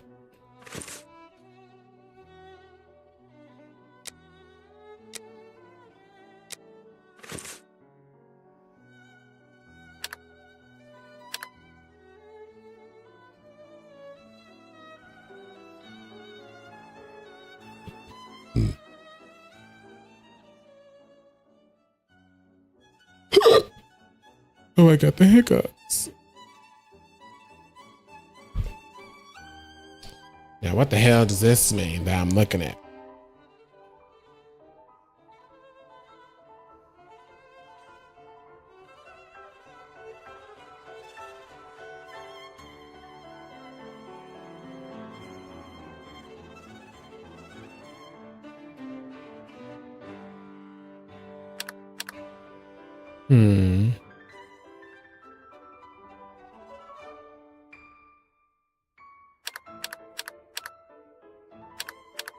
Look, there was a bit of paper stuck between the two lids.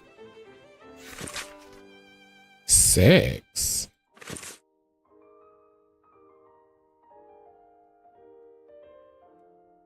Now what do I do?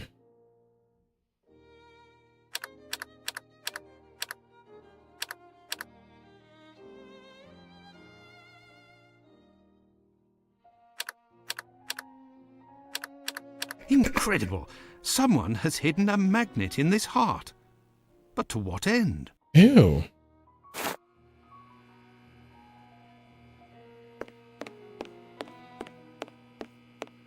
I have no reason to go here.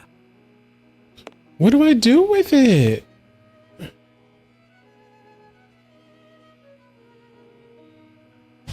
Like, I have a magnet heart thing. What do I do? And 6 was the number, so I'm guessing I put it at 6. Incredible! There is a magnet with a hook behind this pane of glass. I am in need of something. I can't see nothing. Incredible! There is a magnet with a hook behind this pane of glass. I am in need of something.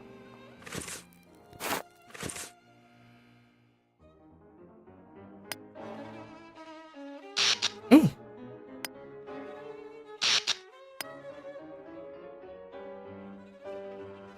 Careful. Damn it.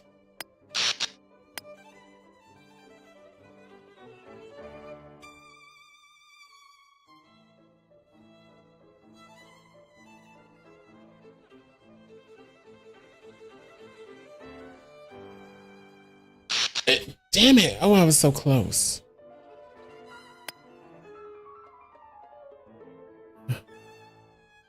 Shit. That hitbox is too big. Easy, then here. What the? It's like, what are you touching?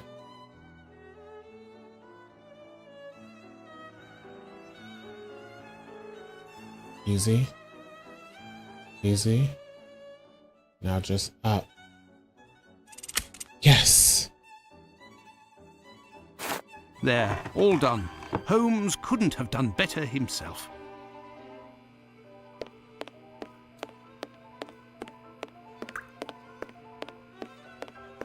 I have no reason to go here.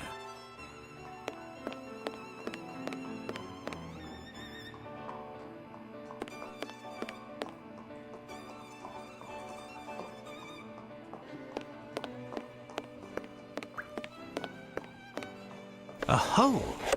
I can make out something inside, but how to get it out? I will need a hook. Why is this thing so dark? I found it. A coded message. I do believe I will need Holmes. Here is the list, John. The missing corpses are those of a woman, 40 years old, beginning of August, another, 55 years old, 2 weeks ago, and recently, a young woman. These corpses had nothing in common except that they didn't have any apparent lesions. All of this is very troubling. Well, I think that I have all of the information possible, and I promise that I will do what I can to clear up this business. I must leave you, my friend, and... In the name of our friendship... Please, don't go so stare. To be sure. Thanks again, Andrew. It is I who must thank you, John. Don't forget to keep me up to date and say hello to your charming wife for me. Count on me, Andrew.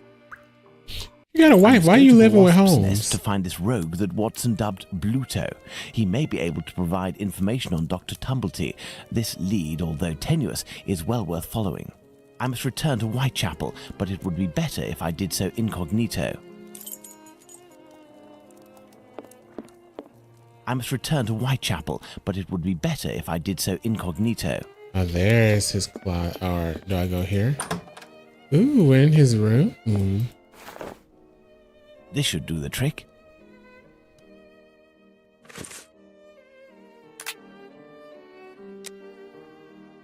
Let's go. Let's go to the Wasp's Nest.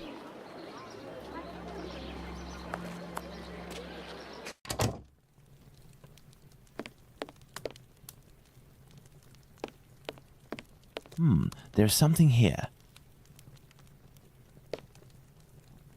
There's something here. I need something. Old Tong. There's something here. I need something. The tongue? There's something here. I see a jewel. It's fallen between the floorboards. Oh. It's a jewel. You talking about that? No, that's a mirror. I'm a bit thrown. Ooh. Okay, I see what he's looking at. Heavens to Betsy.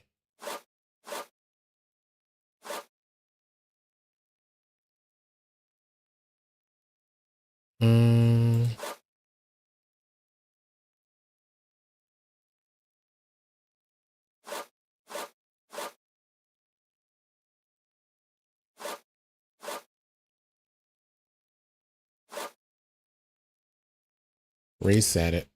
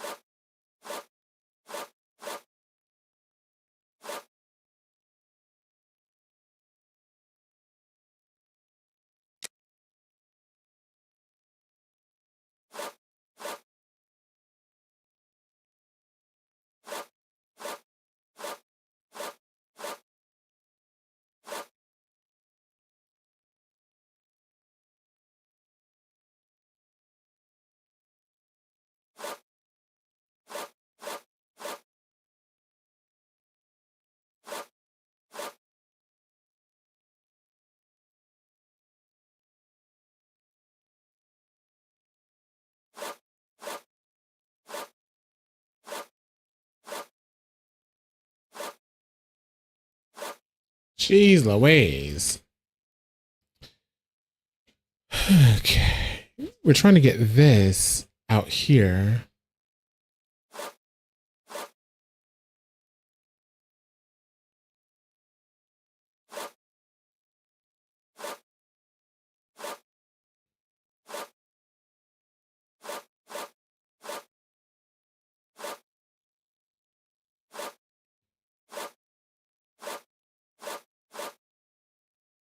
Can't move that.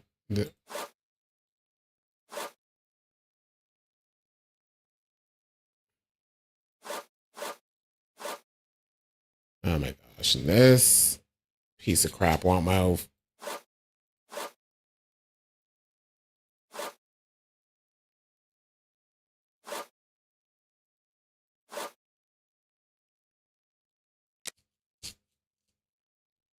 They really got this crap all up in here.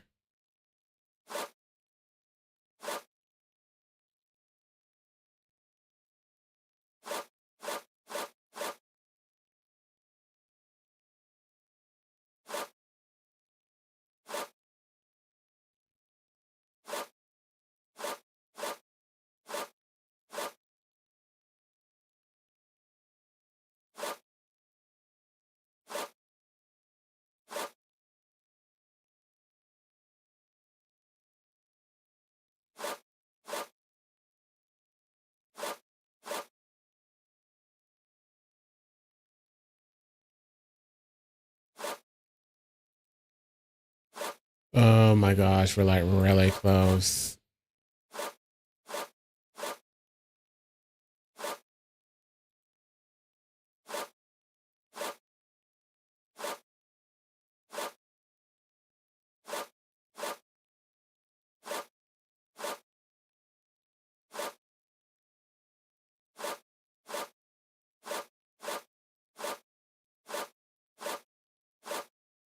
Ew.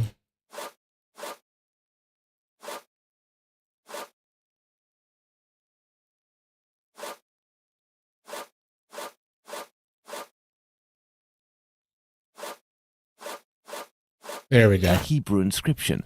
Going by the length of the chain, it must belong to a child.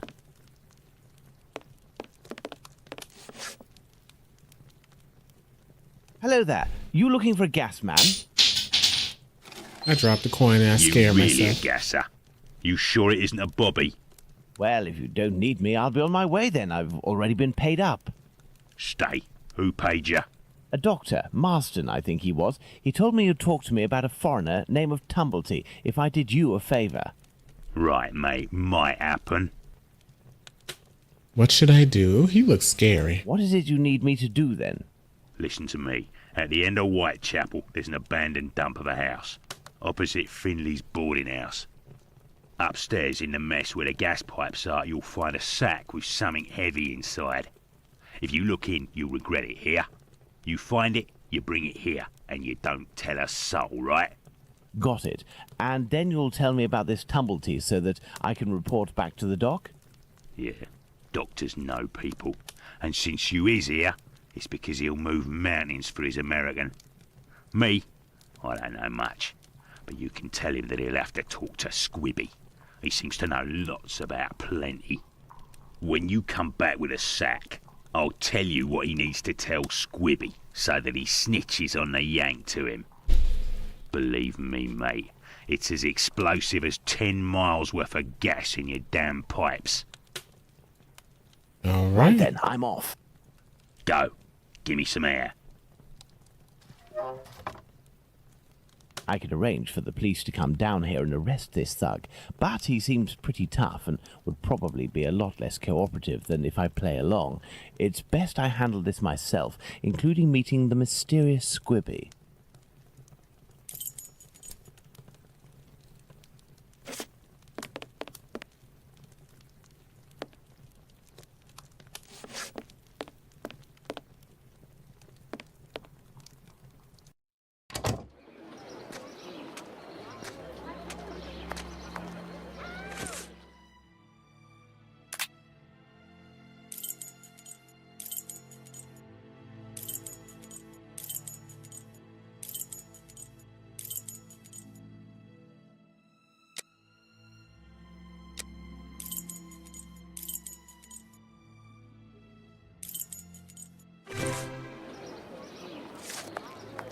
It's the abandoned house that Bluto pointed out to me. He must have set up his hideout there.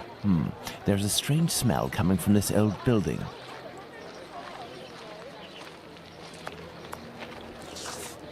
Good day, Finley. Good day, sir. Have we met before? It's me, Sherlock Holmes, but I don't want it to be known that I'm here. Can I count on you? Certainly, Mr. Holmes. I shall be as silent as the grave. Your tenant, Dr. Tumblety, is he here? I don't think so, but go and find out. It would seem we've been having some gas problems.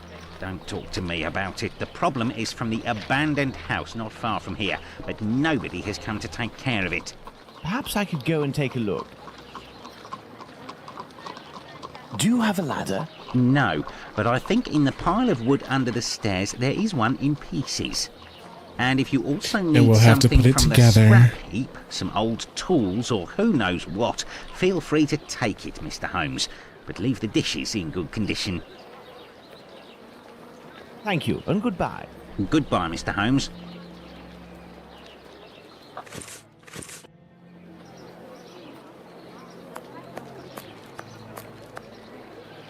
A heap of rusted iron crockery. This lead pipe could help me to repair the gas lines.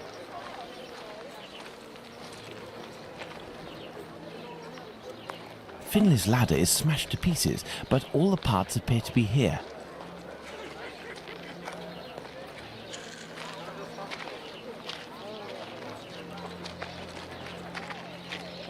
Some old nails, they may come in handy.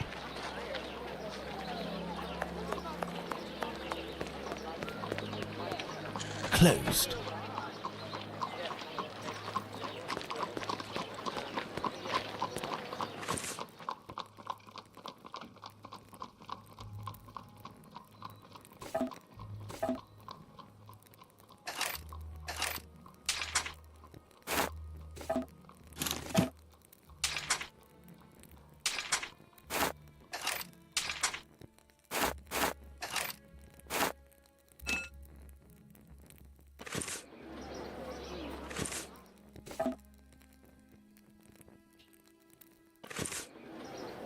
This window appears to be the only way out.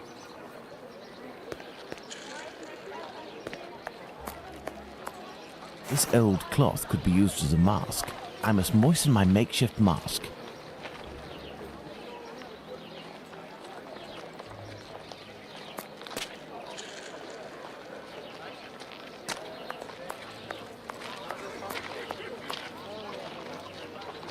This lead pipe could help me to repair the gas lines. A broken hammer, I will have to find a handle. Part of a perfume atomizer.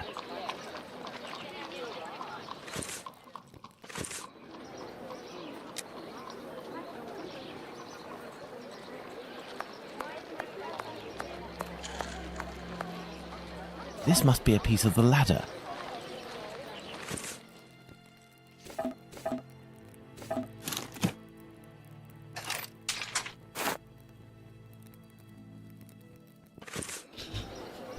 Okay.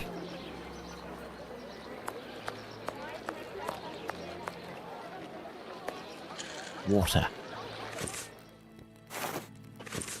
There, this damp cloth will do for a mask.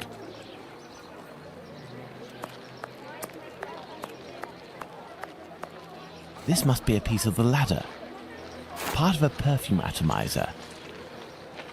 This lead pipe could help me to repair the gas lines. This must be a piece of the ladder.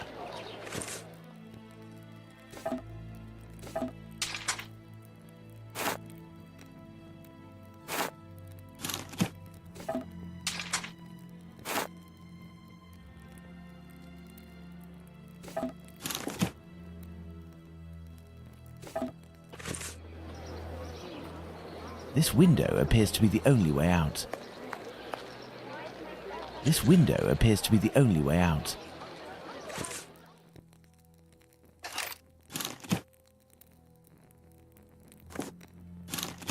There we go. I hope this ladder will support my weight. Let's go.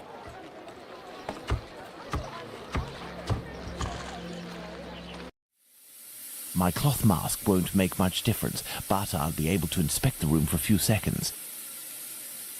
Someone left here in a hurry, presumably because of the gas leak. The leak must have been sudden. Even the animals didn't have time to escape. Is that dead right? A small torch, a useful tool for opening safes, I would assume, but the gas bottle is empty. The leak must have been sudden. Even the animals didn't have time to escape. The gas leak is coming from behind this locked panel. I need something.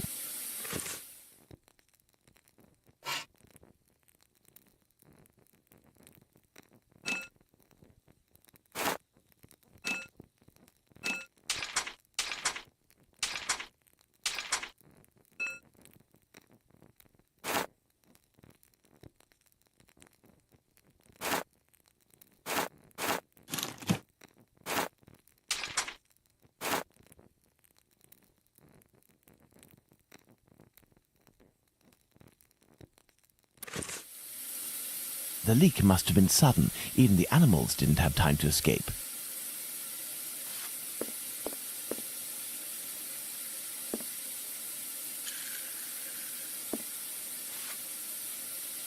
This iron bar will help me.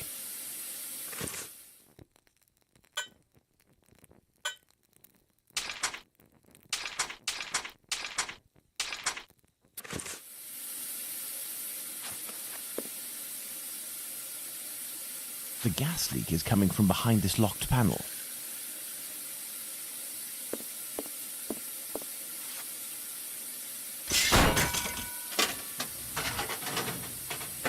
The leak is coming from here. The satchel is behind these pipes.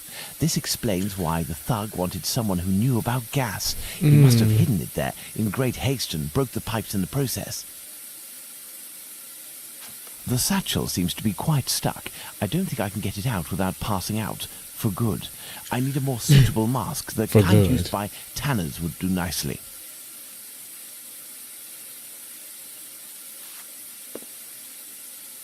Not passing out for good.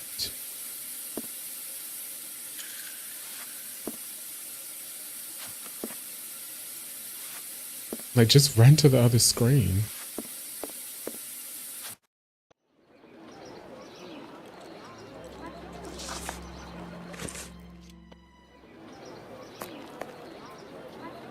How is your investigation going, Mr. Holmes?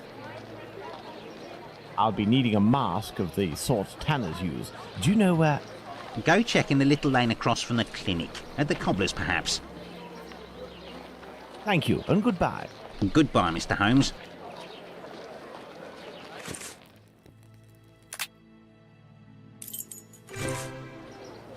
That was my first thought, the cobblers. How do, sir? Hello. I'm sorry to say, but I'm closing.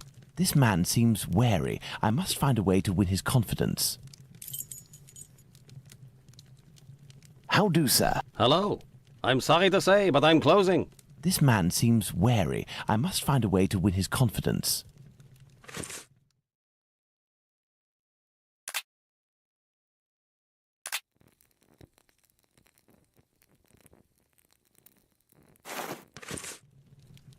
How do, sir? Hello? This man seems wary. How do, sir? Hello? This man seems wary. What can I give him?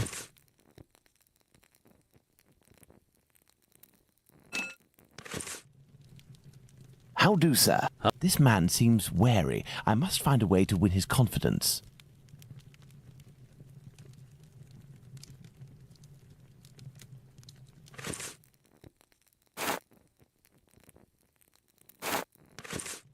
This jewel? How do, sir? Hello? I'm sorry to say, but I'm closing. Yay, the I'm jewel. here because I found this. Abraham's beard. The son of one of my neighbors was beaten in the street a few weeks ago and it was stolen from him. If you would give it to me, I promise to return it to him and get you a reward. Money doesn't interest me. Who are you, sir? And what do you want from me? I'm a friend of Dr. Watson's. You know him, don't you? In that case, welcome. Dr. Watson is a great man, and I would be pleased to help one of his friends. I need the tanner's mask. You work the leather and perhaps even tan it yourself.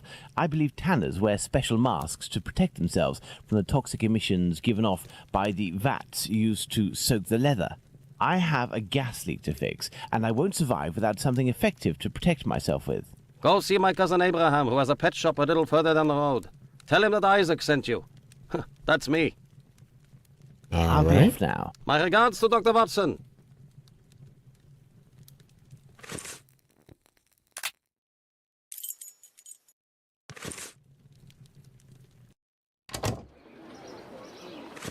I think I saw a pet shop.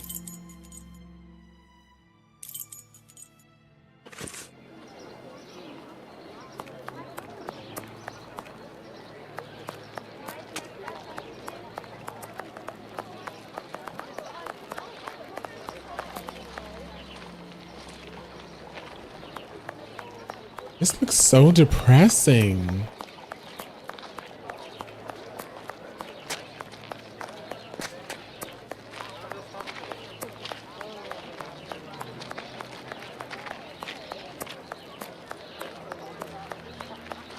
have no reason to go that way.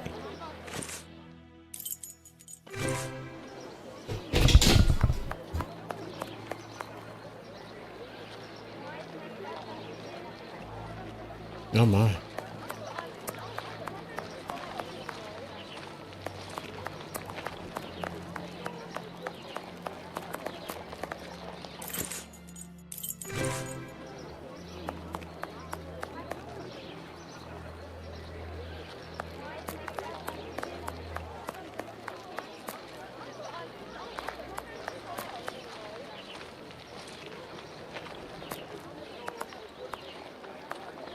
This is a pet shop.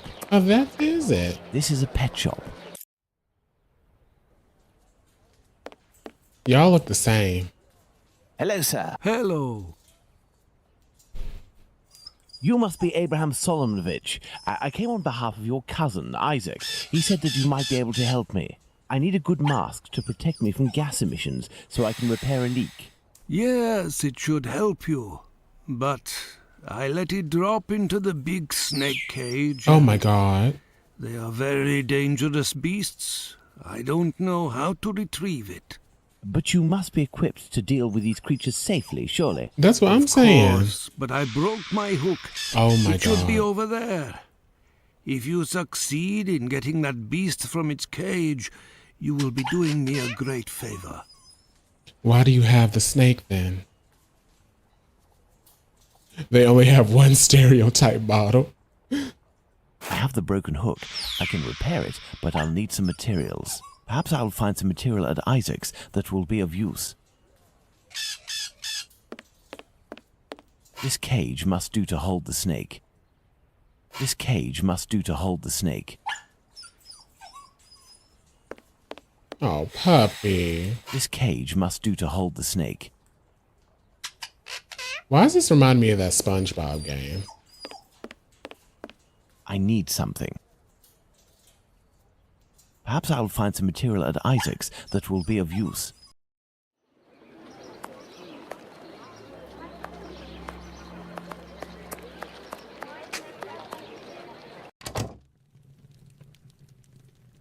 I need a few items for your cousin Abraham. May I borrow them for you? Of course. You're welcome. This may come in handy.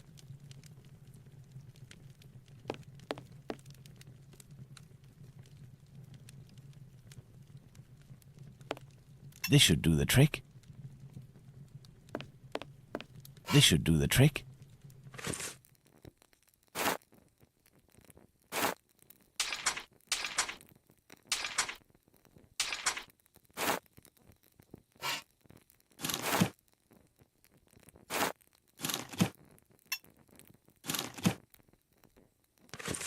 Snake pole.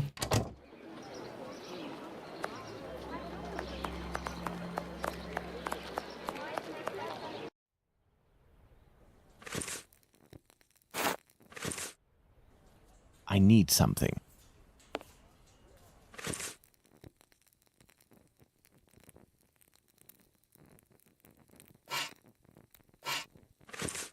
This cage will do the trick. The mesh is small enough. Oh, poor puppy whining. There we are. Magnificent.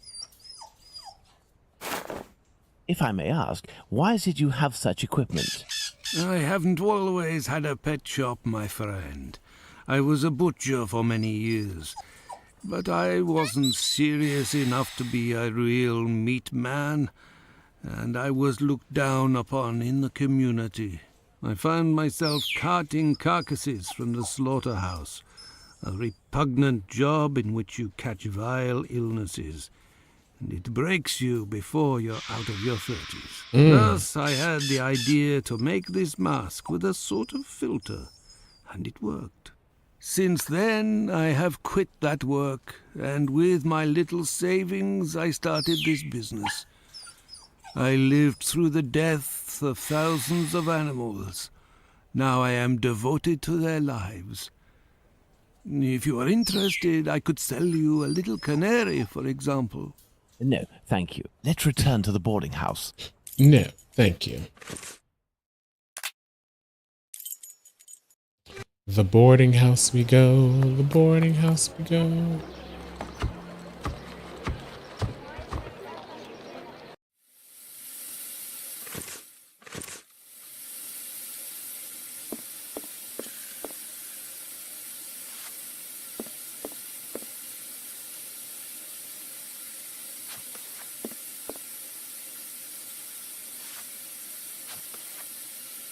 The satchel, rather heavy and firmly wedged. Dislodging it will take a concerted effort and is better done in a safe environment.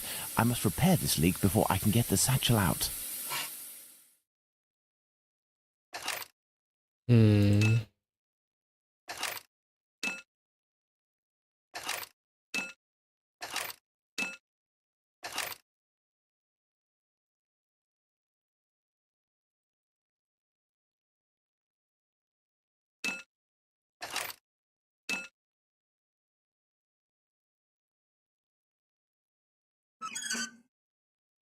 Where does this go?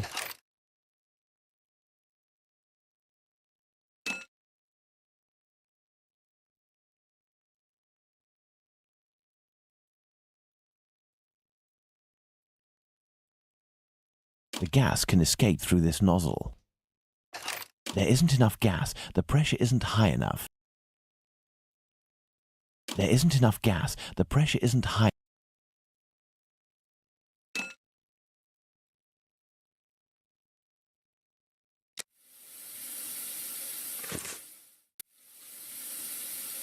The satchel, rather heavy.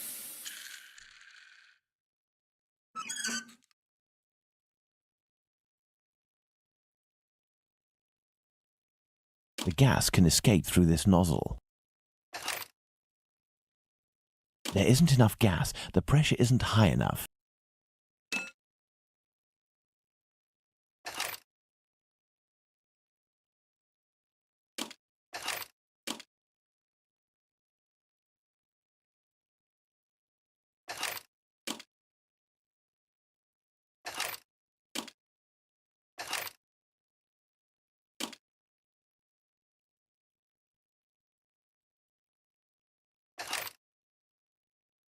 There isn't enough gas. There isn't enough gas. There isn't enough gas. Well, I'm confused. They won't turn. Oh.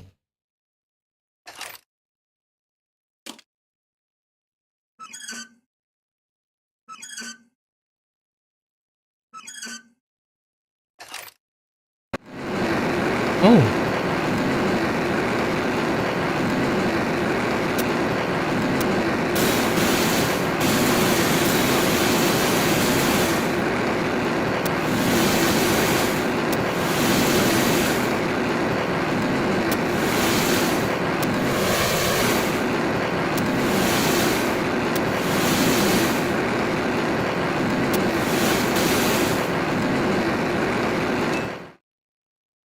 That was kind of neat, not gonna lie.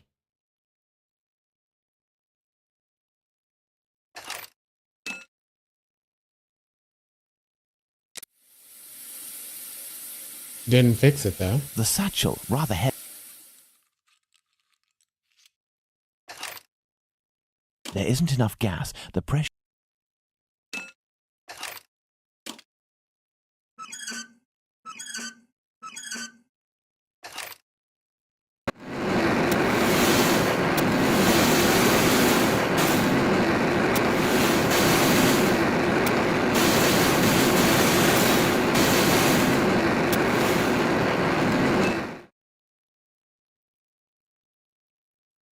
The gas can escape through this nozzle. There isn't enough gas. The pressure.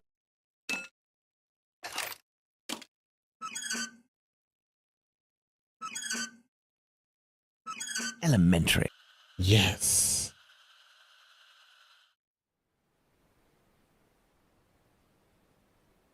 This much talked about satchel is very heavy and seems to contain metal dishes. I told Bluto that I wouldn't look inside, but I've little need to. It's quite obvious that it's full of silverware.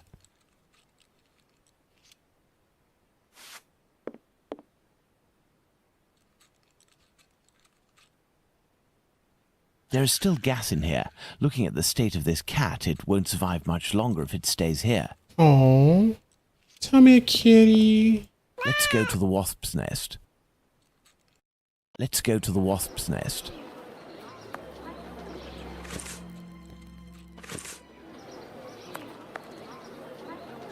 Hurrah, the gas is back. It is you who restored it, isn't that so? Bravo, Mr. Holmes.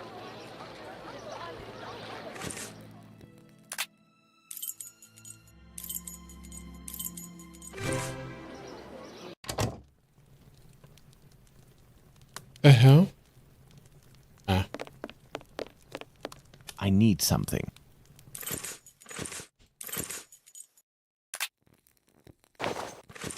There's no way of returning this fortune to that lout Bluto. I will give him the satchel, but with other contents. Something with the same weight. Oh, I know.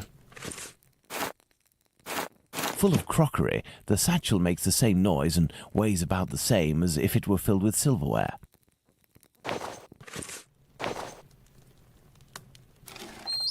Pass the sack to me.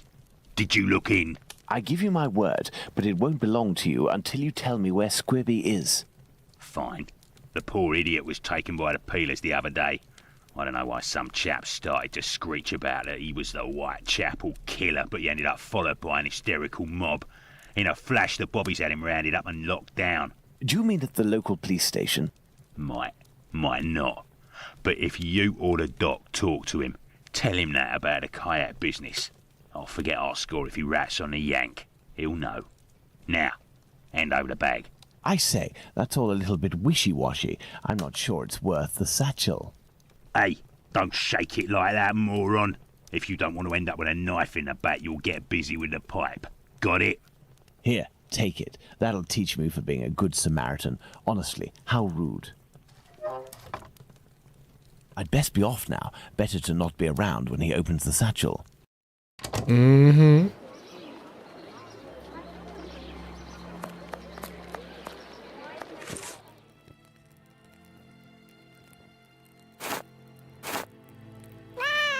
Kitty.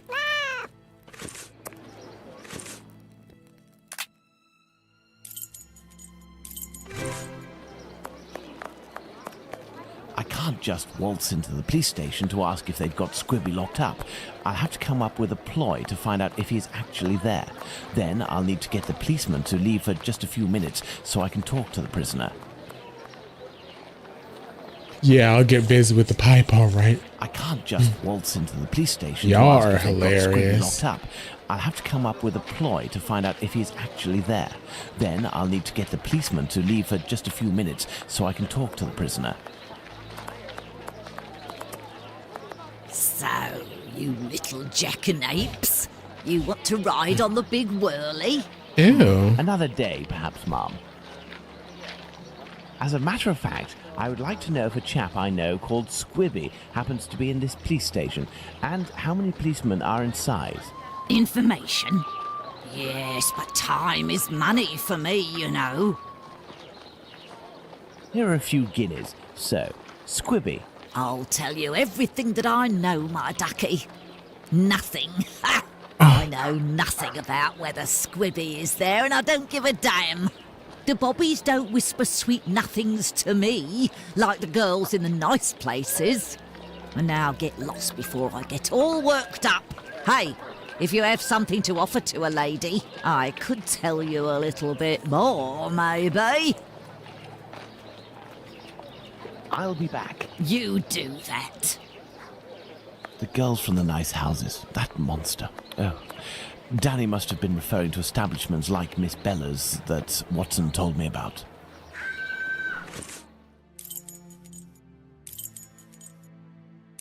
Fine. So the I have to brothel. go to the brothel.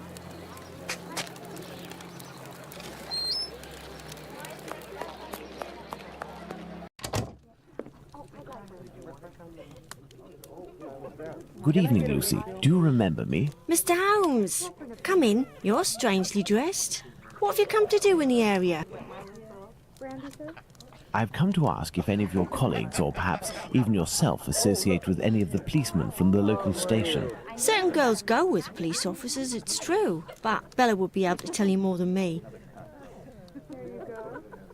All right, let's talk to her. Very well. I'll be on my way. That scream.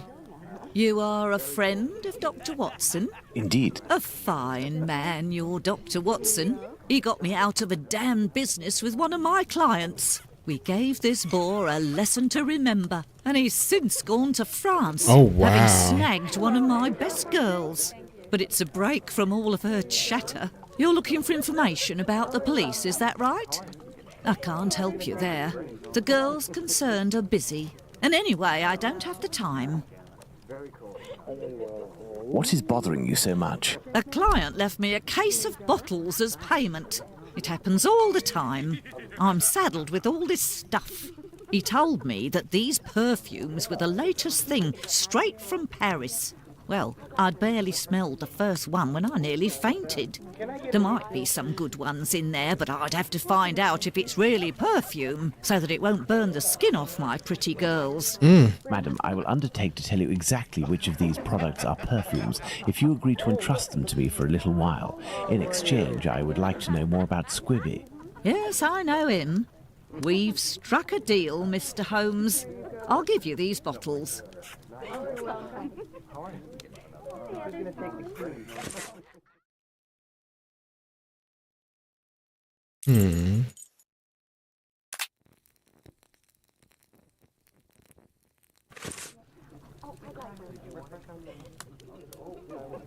Oh, there they are. I will need a book to help me identify Miss Bella's perfume. I believe the bookshop on Glenworth Street, not far from Baker Street, has just reopened. Let's go and take a look.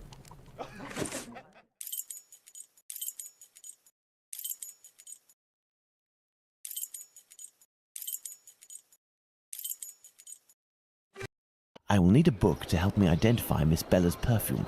I believe the bookshop on Glenworth Street, not far from Baker Street, has just reopened. Let's... So, Glenworth Street. That's Burner Street. Commercial Street.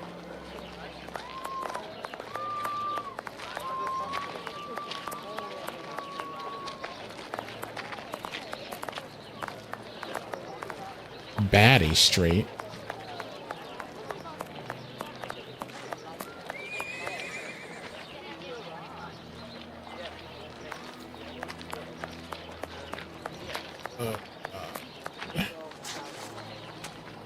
Commercial. I have no reason to go that way.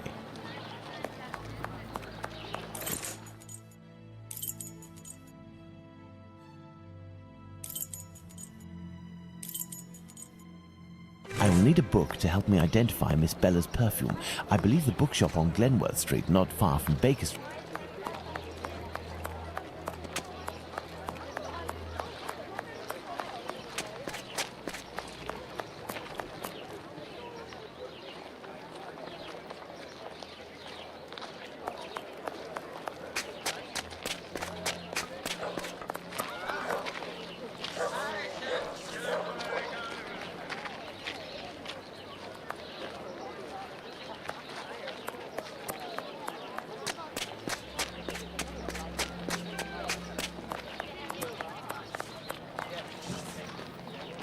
Oh, that's the...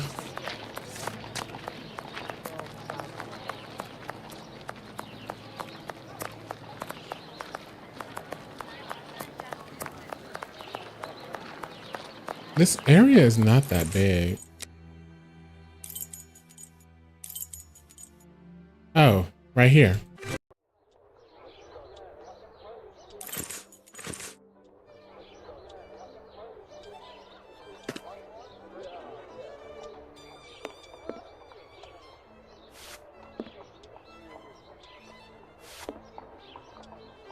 Hello, sir. Hello, are you the new bookseller in the neighborhood? Yes, my name is Barnes.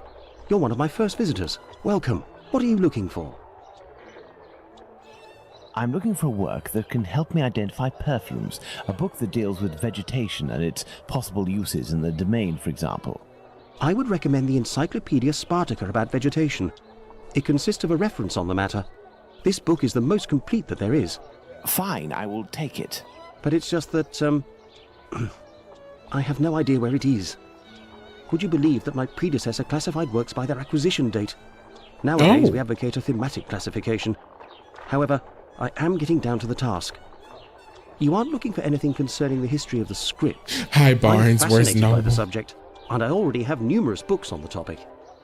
It is no doubt very interesting, but I need this book Spartacus without further delay. Fine, fine. I will try to find the acquisition date. So I of have this a question. encyclopedia. Barnes and Mr. Noble or Books a Million, which is Sherlock better? Holmes.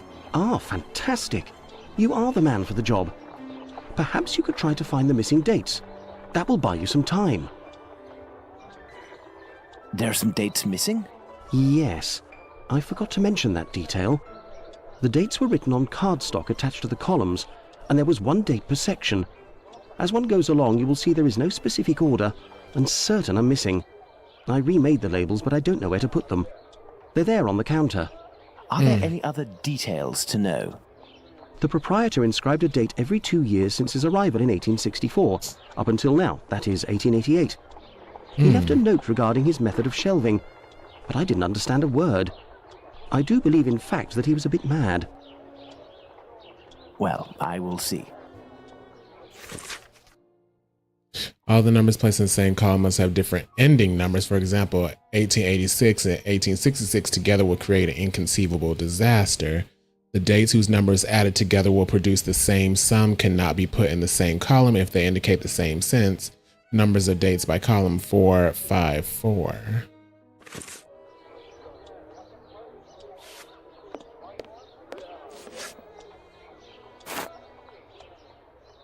Books a Million. I got my annotated copy of H.P. Lovecraft's most popular stories, and it looks like some of Necronomicon style, some kind of Necronomicon style. Ooh. We might be playing. I must put all of the labels back in their rightful place. We might be playing a Sherlock Holmes, H.P. Lovecraft, or Cthulhu game soon. Back in their rightful place. I must put all of the labels. Okay, I get it. Sherlock. Let's see. The Secret Life of Anchovies. Memoirs of a Public Accountant. These books on various wide-ranging subjects are hardly going to be useful.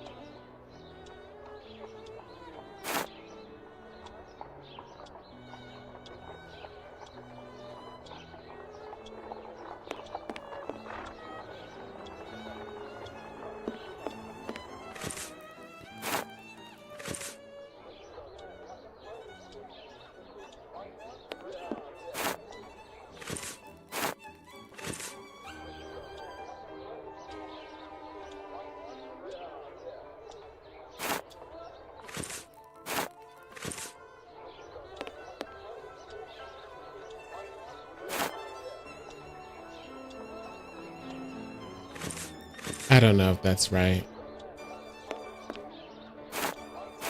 I must put all of the labels back in their rightful place.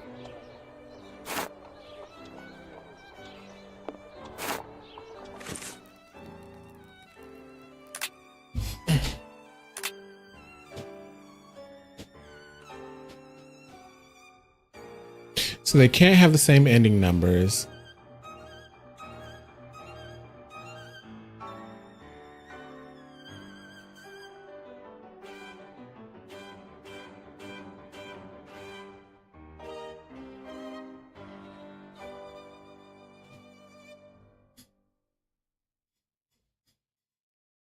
Four, 5, and 4. So that has 4. So this has 4, this has 5, this has 4. So they also can't have the same sum, so I guess. Oh my gosh, I didn't realize you were talking about H.P. Lovecraft. I was like, tentacles? I'm like, oh yeah, Cthulhu.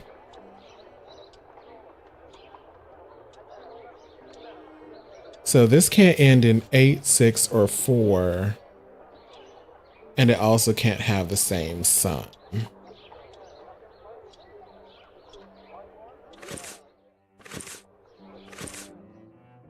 I got so scared.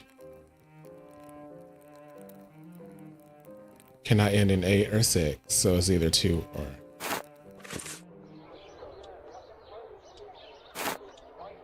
Okay. This cannot end in 6, 4, or 8.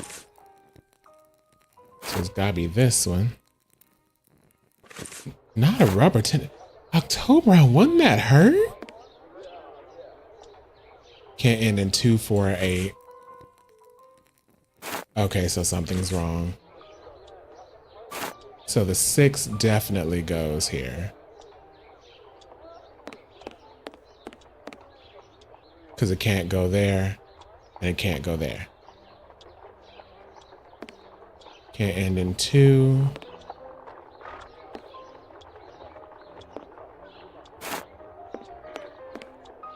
I must put all of the labels back in their right...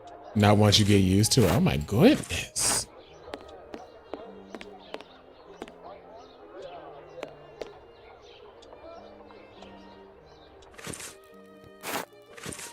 Well, that ends in 8. And that ends in 8.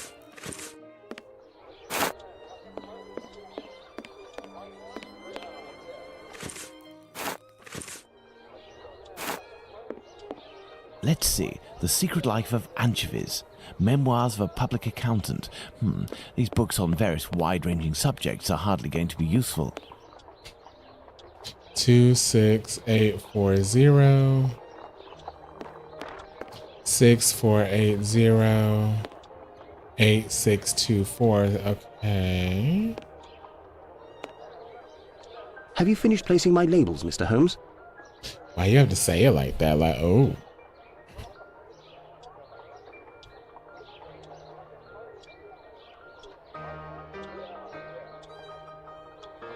Oh, we're in chapter 4. Oh my goodness.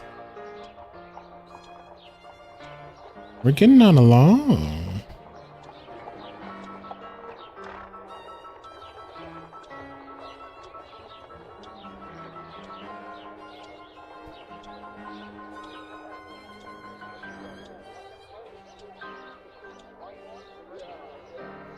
Hold on.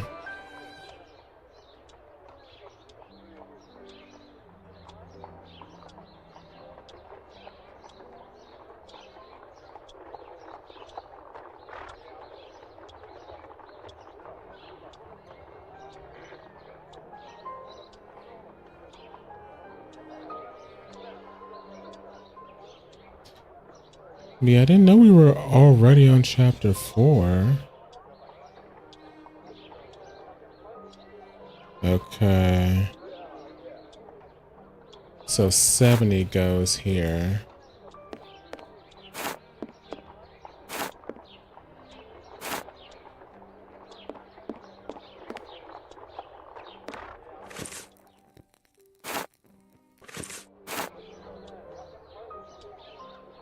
You're right. 82 and 64 have the same sum. You're absolutely right.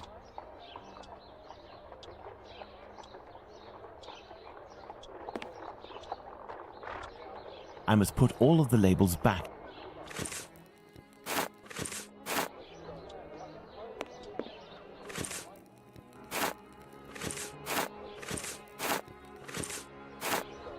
There, Mr. Barnes, the labels are in their correct places. That should facilitate your classification. Have you found my book? Yes, what luck it was to meet you. It was acquired in 1882.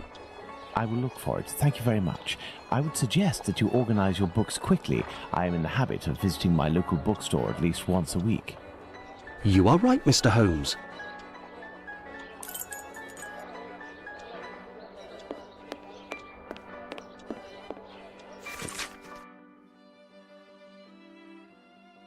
This encyclopedia on plants and spices is just what I need to analyze these so-called perfumes.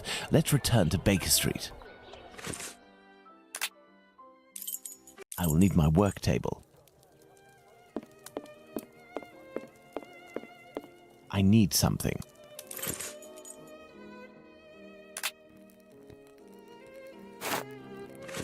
I need something.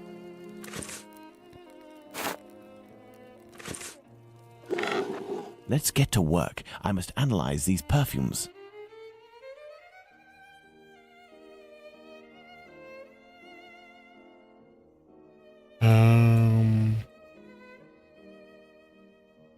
How?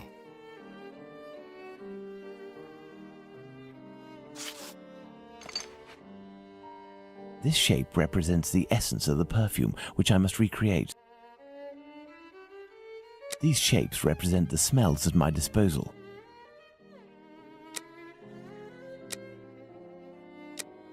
This perfume is ghastly.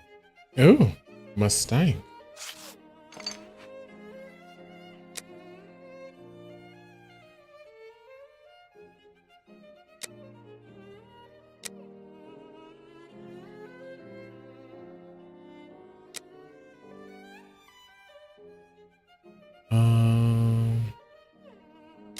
I think it's that one.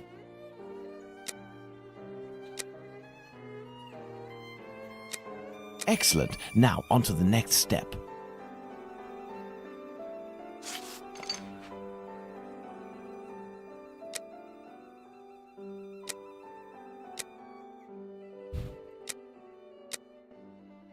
No.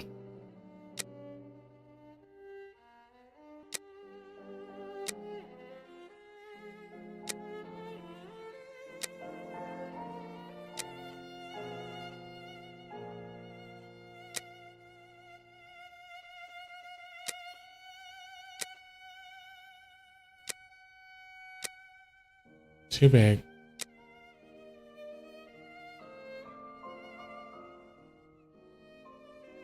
It's gotta be this one. Oh, yeah. Elementary. Fine, I have to go to the brothel.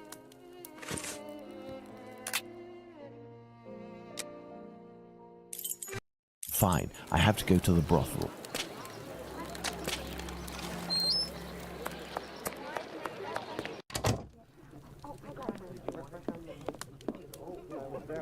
So, my dear man, have you reached a verdict?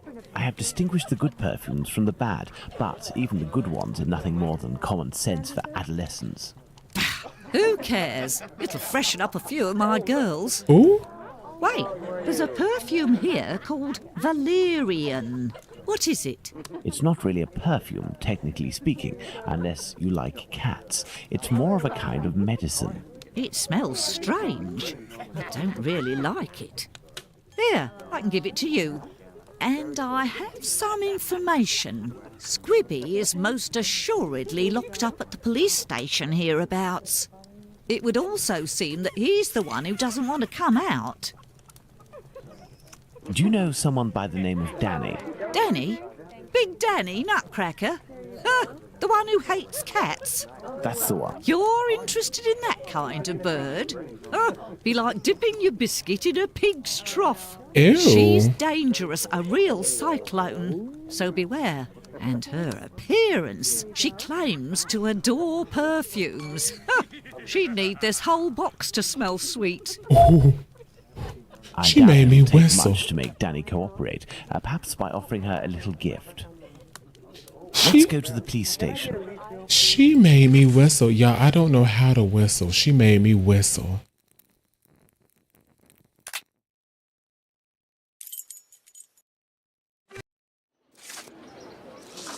Excuse me, my good man. What? I know you.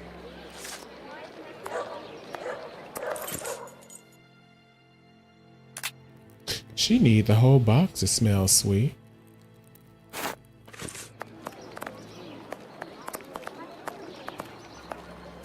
Do you remember me?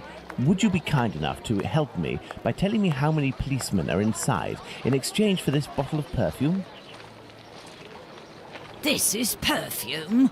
He's got a funny look on his face.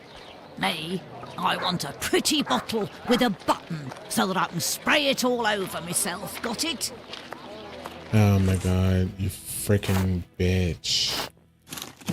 There. Do you remember me? There ain't much in the station. It was pretty busy, but now there's only one constable, dearie.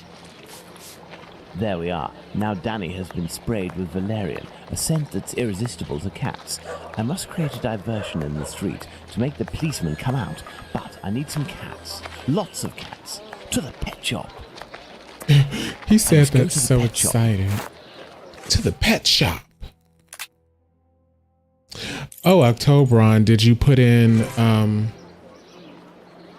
a resume for that voice acting gig? Hey, look, it's Mr. Detective. It's... Shh, I'm undercover on a special mission. Don't blow my cover. Aye, aye, Captain. We won't let it slip. Now, what are you doing in this area at such an hour? You're far from home, aren't you? We've come to give Pounce a hand.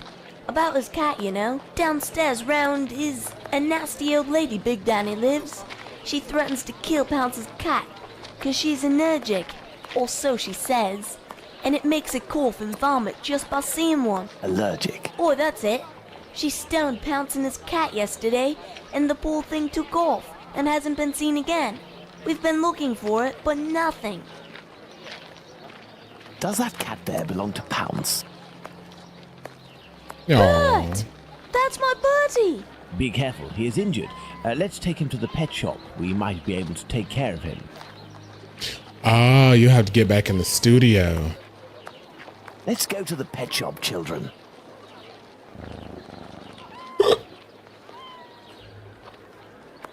Look at that kitty. Oh, so cute. If you all go in at once, you'll scare the animals. Pounce, come with me. Everyone else, stay here.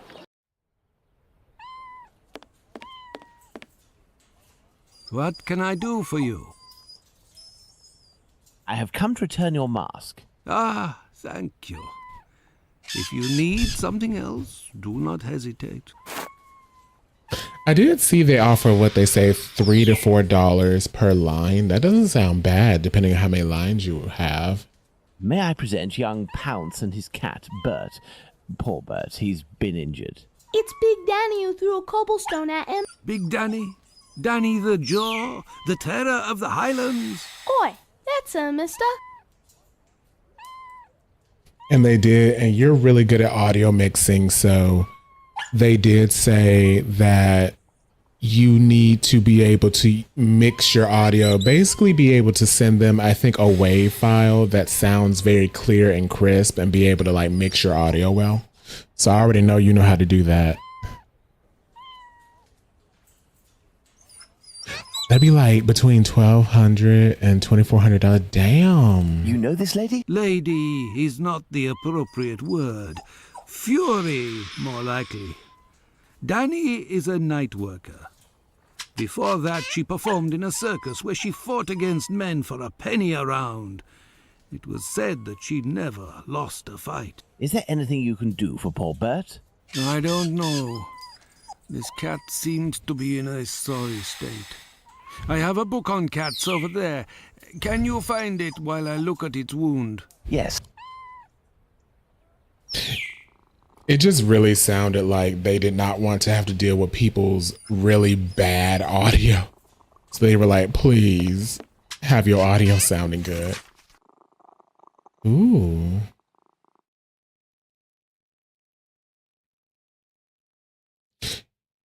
This is catnip. It's catnip. That's all it is. It is an irresistible attraction for all passing cats. The effect of its consumption on felines resembles in all ways the euphoric affection of alcohol in humans. We know that the simple fact of carrying an inch in one's person will be enough to cause even the most errant of cats to stay glued to your heels.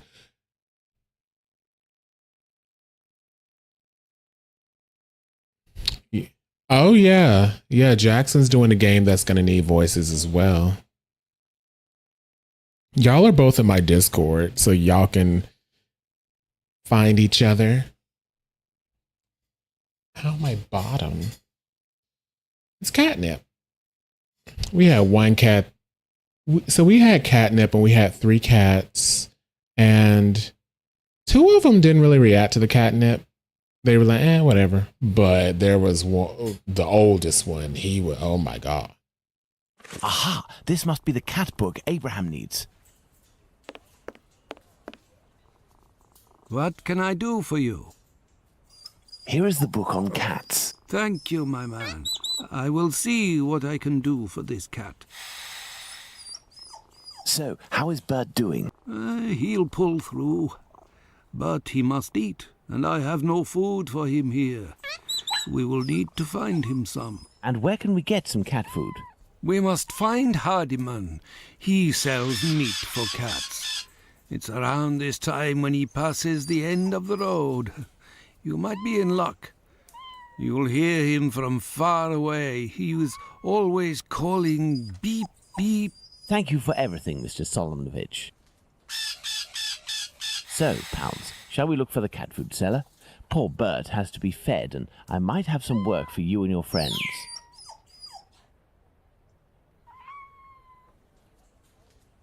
Where did he go? Oh, you're right there. I was about to say, where'd you go?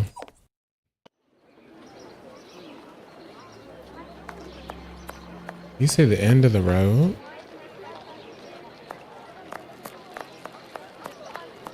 Beep beep. That's him. Beep beep. Good evening, sir. How do? A little kebab for the cat? October said, damn it, Sherlock, aren't you supposed to be solving a murder? So one of the complaints I've seen about this game from on GOG when I bought it was you have like these little side quests and people are like, we're solving a murder. I just think it's funny. These little brats can't possibly all be yours. Pardon? Oh, no, none of them. Ah, children, they're our pride and joy. And yet...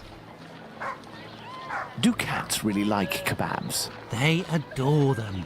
How many would you like? I'll take the lot. I beg your pardon, sir? How much for the lot? For £2, they're all yours, my lord. It's a deal. Listen up, my little soldiers. You need to find all the cats in Whitechapel and lead them towards the police station. You'll be armed with delicious kebabs to entice them. Go, as quick as you can now. If my calculations are correct, the cats will be seduced by Danny's odor and will throw themselves on her. That should cause enough of a commotion to get the policeman to come out onto the street.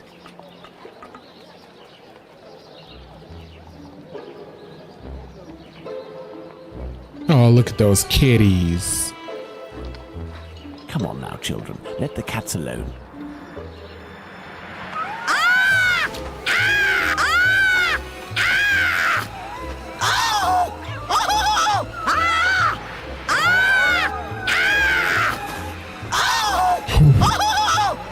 What's all this racket? Calm down. Come on, out. And make your cat shut up.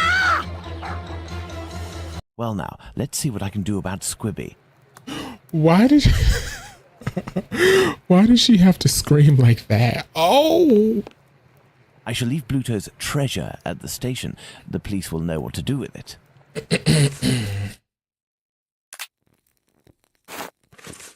I shall leave Bluto's treasure at the station. The police will know what to do with it. You sure we can't take a few? This must be the door that leads to the cells.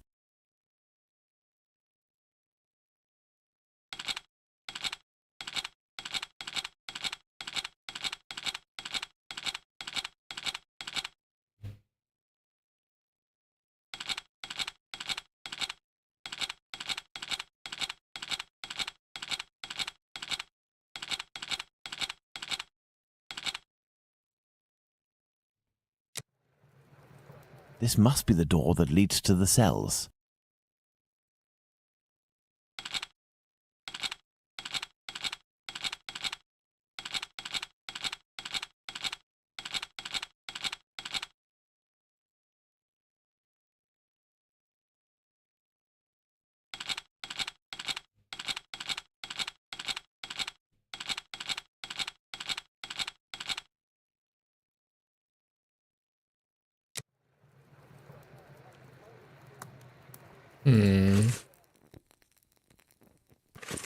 I don't know how to mess with that.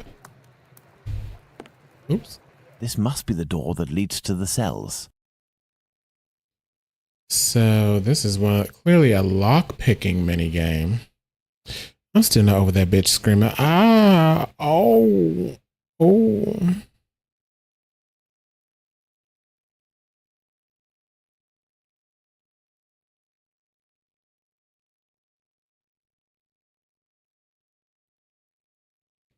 What does it say? The nail is at 12 o'clock. Move it to 11 o'clock, then 4 o'clock. Wait.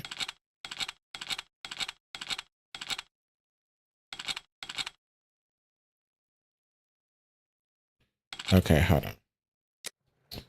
This Have must a be the visual. door that leads to the cells.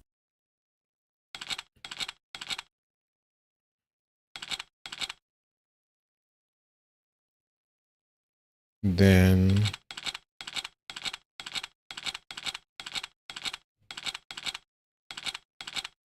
hey Tyster, how you doing? You just missed some insanity. Then 2.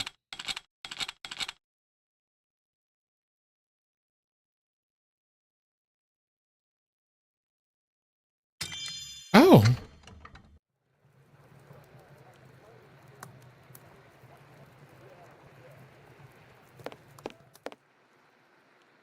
And who are you? I've come to talk to you about Tumblety. So you're here to kill me, are you? You got some Halloween Absolutely songs not. I've done? come on behalf of someone you know. who Ooh, I told need me to you get have some Halloween explosive songs news about this done. American. In exchange, he has settled your bill on the kayaks. You ain't no street person, you. You're a bobby, trying to wind me up, aren't you? Not at all. Will you agree to talk? Not a chance. I'll give nothing away for nothing. I don't have to follow Bluto's orders. I'm in it up to my neck. And the bobbies won't agree to keep me locked up here for the rest of my life. You mean to say that you are here of your own accord? Damn right. Only death awaits me out there. I was almost lynched because I was blamed for the murder of those poor girls who were chopped up like animals. The police put me here for my own safety. That's when this journalist showed up. Canonically, they're TBJ songs. That's fun.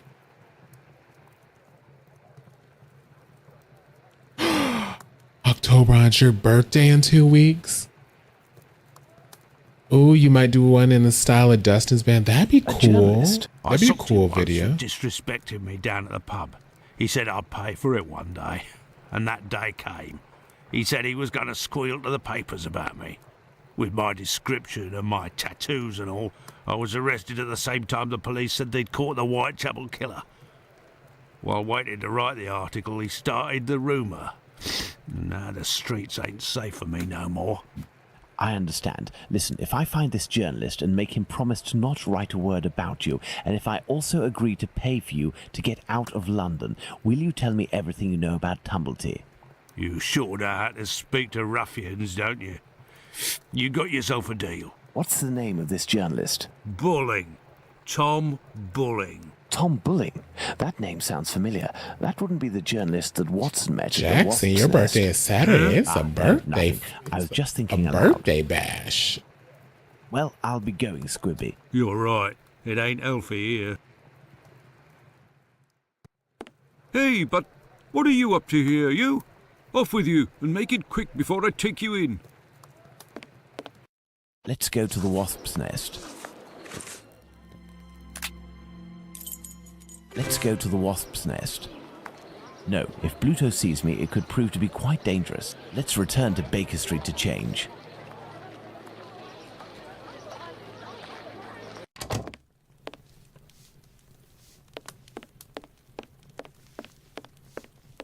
No, if Bluto sees me, it could prove to be quite dangerous.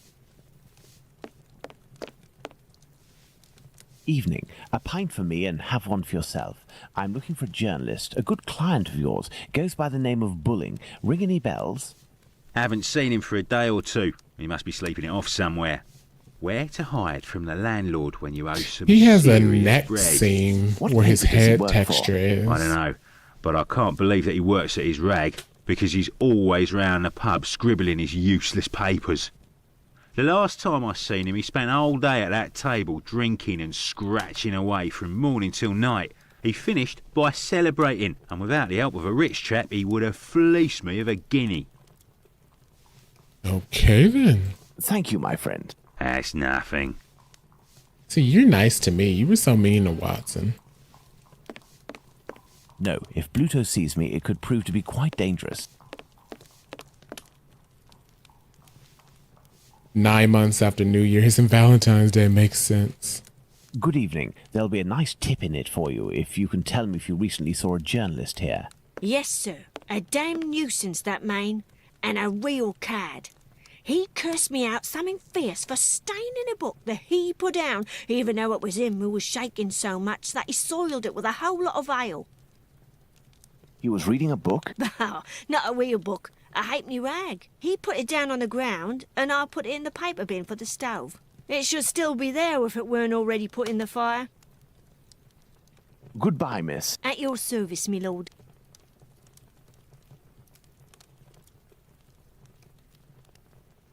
Some paper, ink stains. This must be the table where Bulling writes his copy.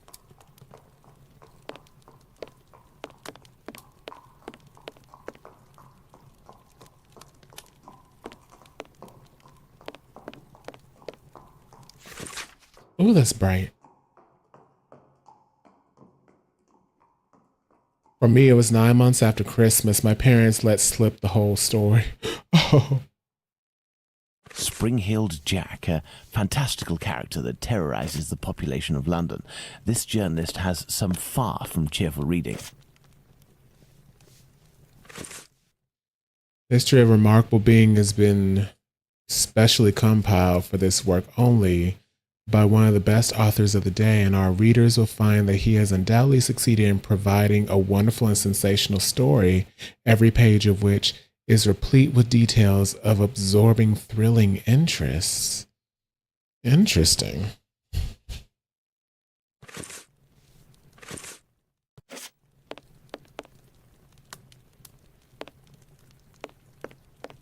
No, if Bluto sees me, it could prove to be quite dangerous. Let's return to Baker Street. Tom Bulling isn't here, but the Baker Street irregulars should be able to track him down. Perhaps Watson will have something to tell me in the morning. Up at last, Holmes.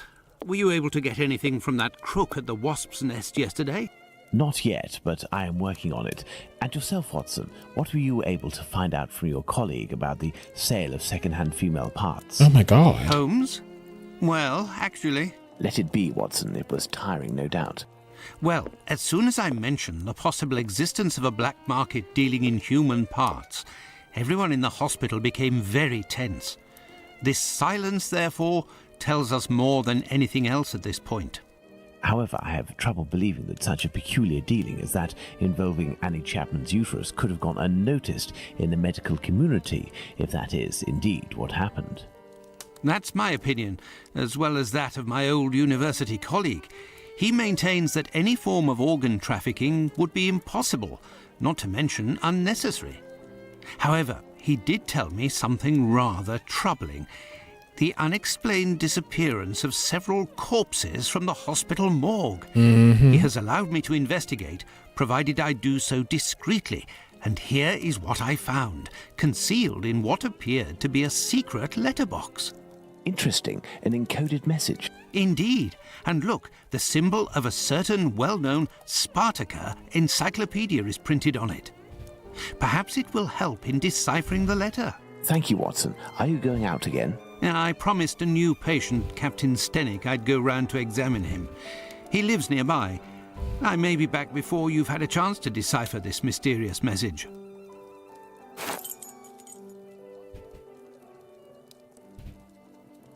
I'm looking to see how many chapters are in this game. Okay, it looks like there's 8 chapters. This is chapter 6. So we're going to do this chapter, and then we're going to save the rest. Sounds like fun.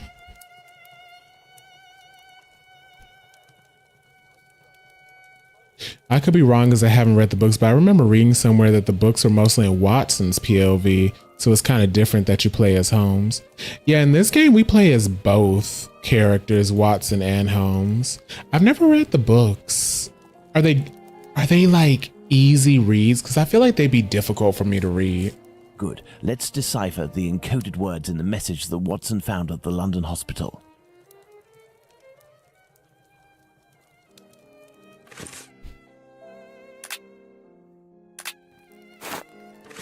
Good. Let's decipher the encoded words in the message that Watson found at the London hospital. Oh, sweet Jesus. Oh, that's bright.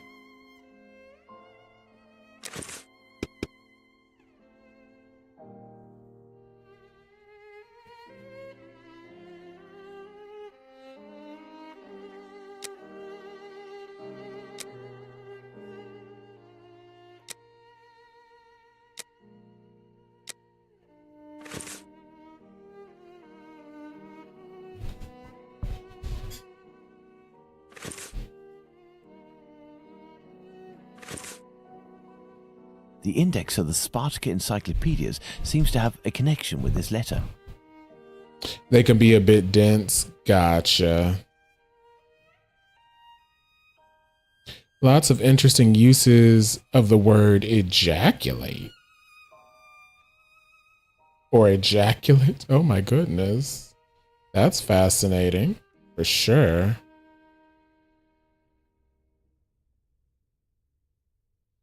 Okay, how do we decipher this?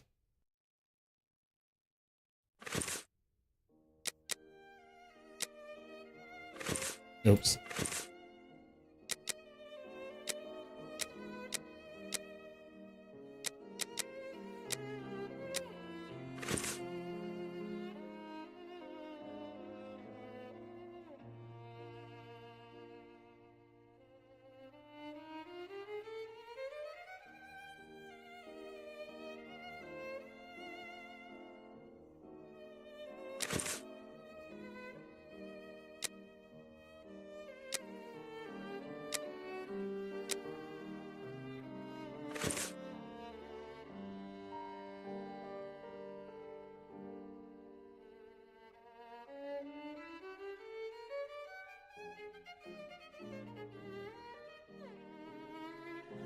Okay.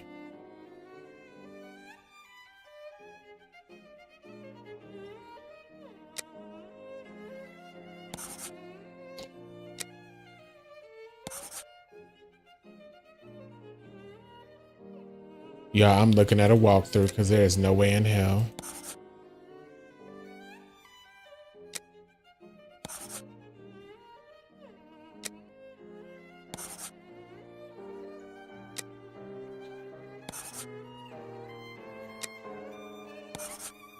The Roman numbers are usually index headings. Can you read the index in the book?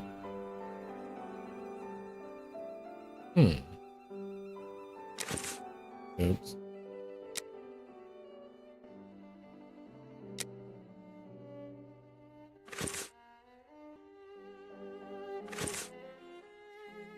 Spartacus Encyclopedia. So they're both part of the Spartacus Encyclopedia.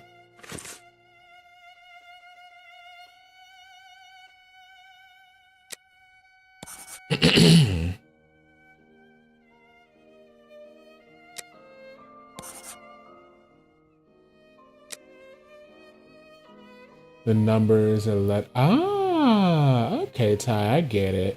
I mean, like I said, I'm looking at a walkthrough because I was not about to waste time trying to figure this out.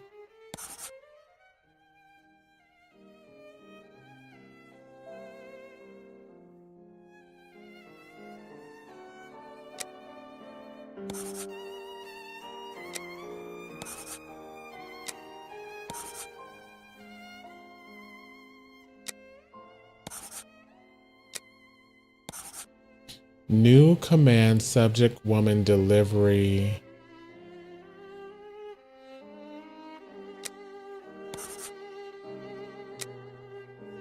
Wharfdale.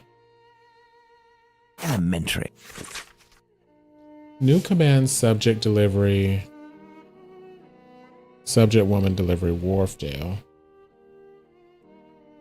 You were right, Octobron.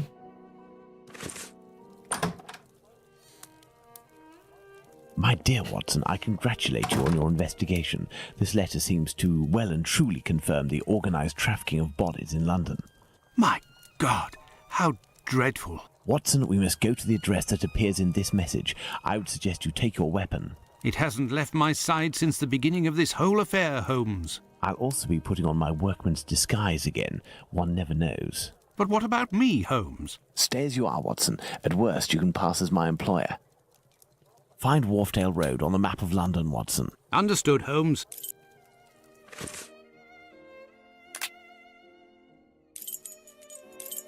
Yes, I have, Holmes. Here we are, Watson. 17 Wharfdale Road. Let's be careful. You think so, Holmes? This house seems to be abandoned. Oh, have fun at work, Ty.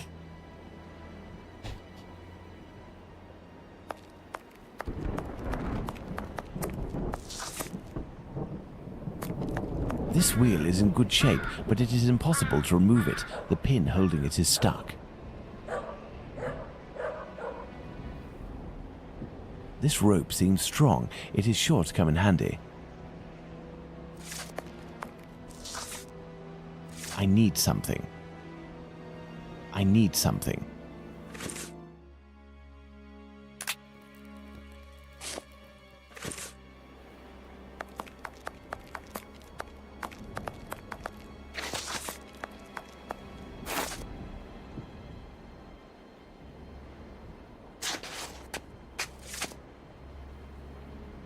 Let's hurry, Holmes. This neighborhood makes me ill at ease. I don't blame you, Watson.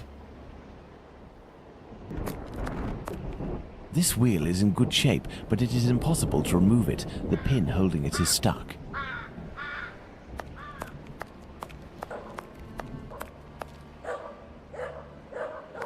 Oh. Given the layer of dust accumulated in the square, this door must rarely open. Closed. This lock is solid, but very old. I should be able to force it. This lock is solid. What shall we do, Holmes?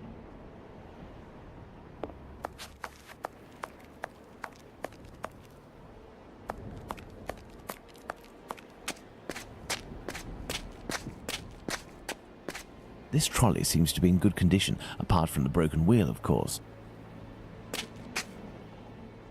This stone was blocking the wheel.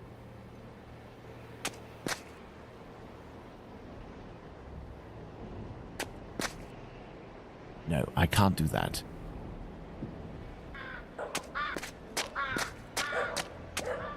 A tarred cover.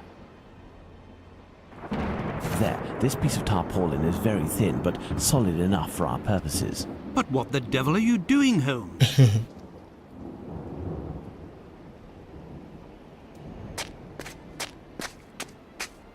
No, I can't do that. This trolley seems to be in good condition, apart from the broken wheel, of course.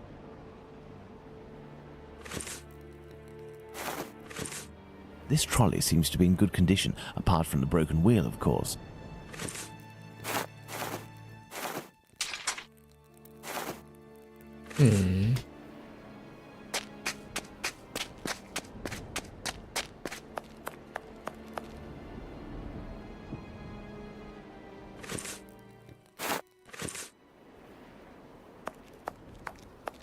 This wheel is in good shape.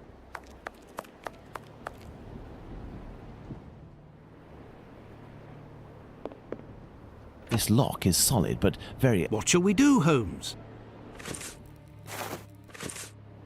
There, by sliding this piece of tarred tarpaulin, I was able to quite simply force the lock. Let's go in. Incredible!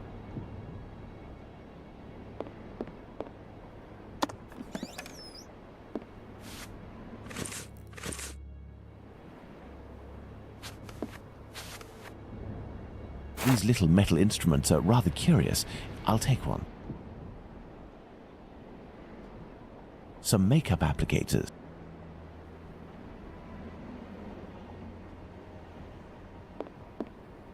These jars contain chemical products. I have no idea what they are for. There's something here.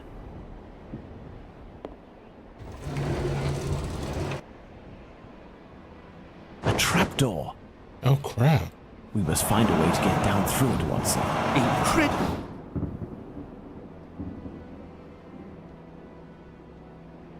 Let's go upstairs first.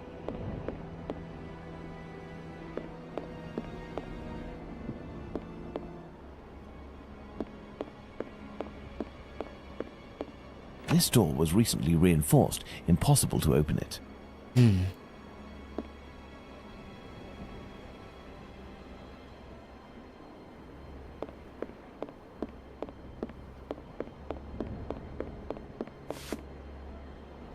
Closed.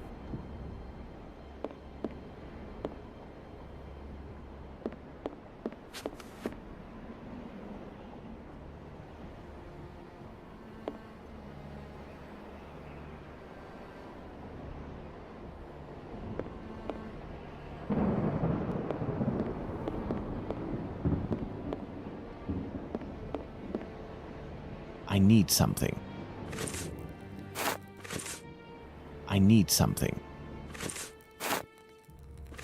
Excellent. Now, on to the next step. I will go down alone, Watson. Try to cover for me if someone should happen along. Understood, Holmes.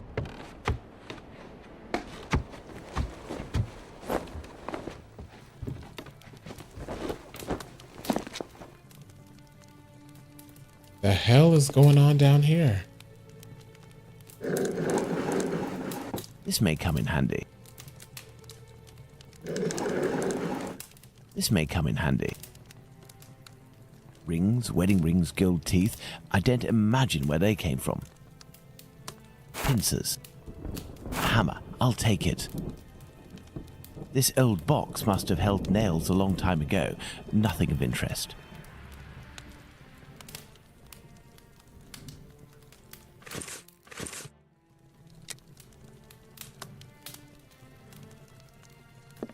Footprints. Numerous footsteps. Apparently this passage is used frequently. A pointed poker. This is sure to come in handy.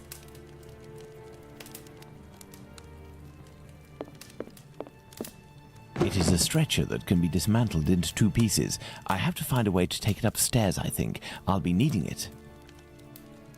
Here's an electrical mechanism. Turning the handle should supply it with energy.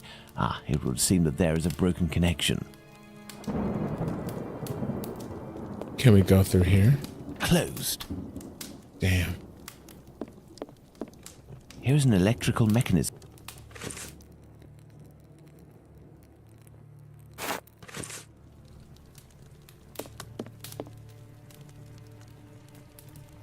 Clothing that appears to be destined to be incinerated. Oh my god.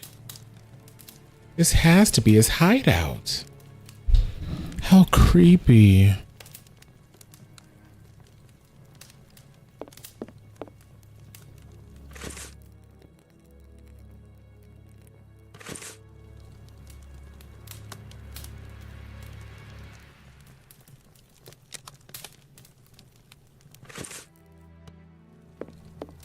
Closed.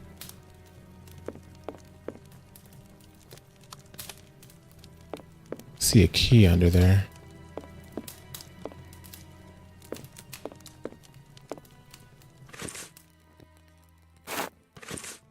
No, I can't do that.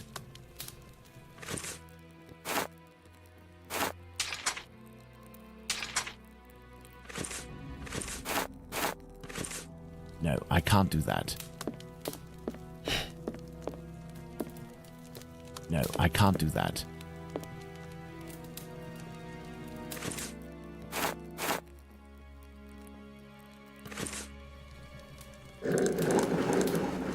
This may come in handy. Rings, wedding rings, gold. This old box must have held nails a lot. This may come in handy.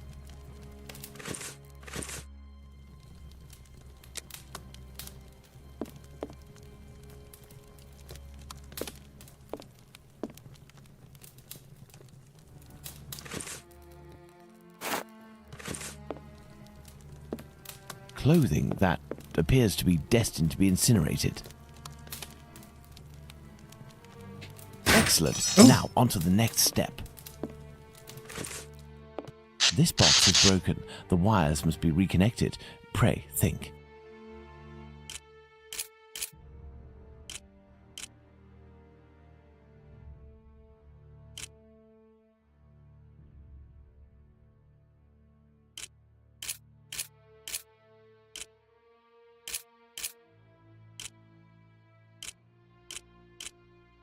Hold on.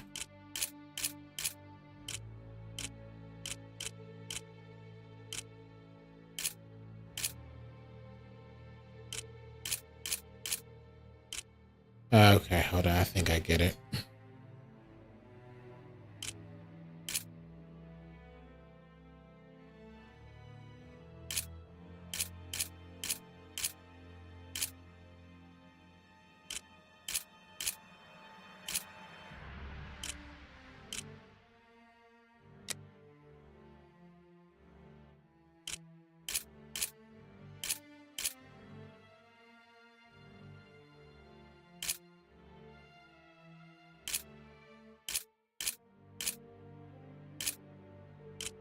Oh my gosh, so close.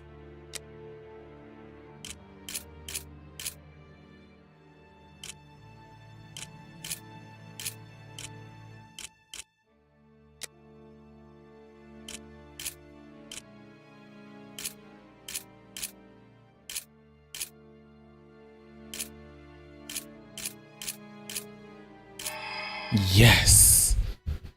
Oh, gotta do it again.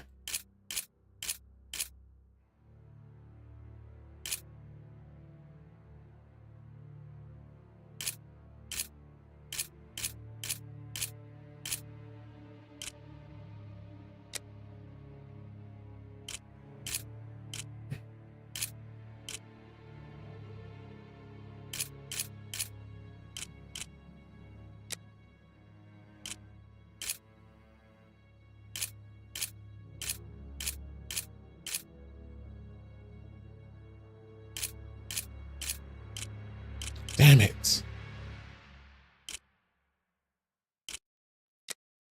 Oh, we were doing so good.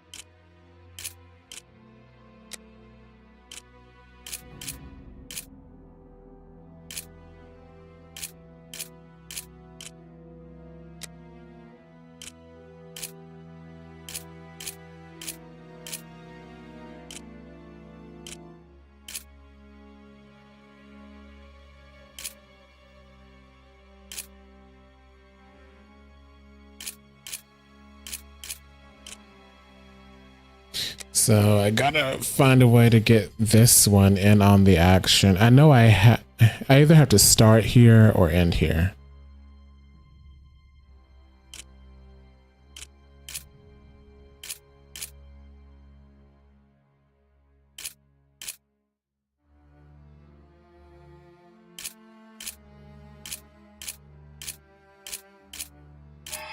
All right.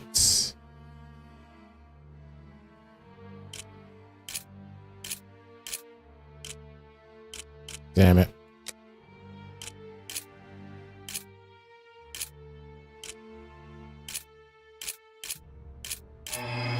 Why was that one so easy?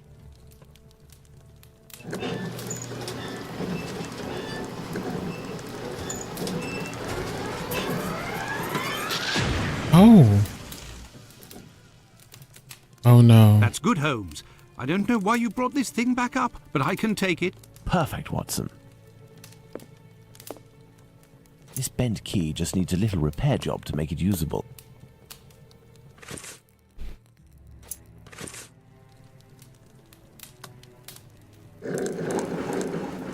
This may come in handy. This may come in handy.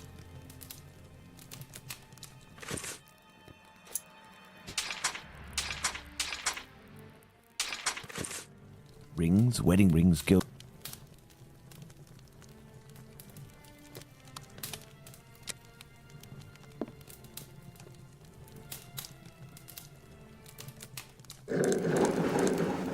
This may come in handy.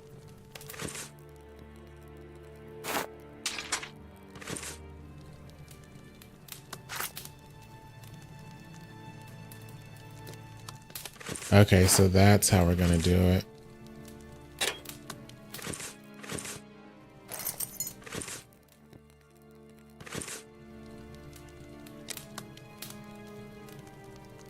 The fuse box is burned. The lift is blocked. I'll have to find another way out.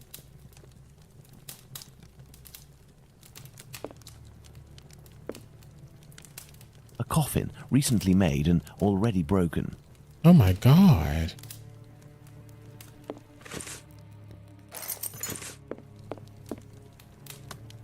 Let's hope that it really is the key to this door. And so, Holmes?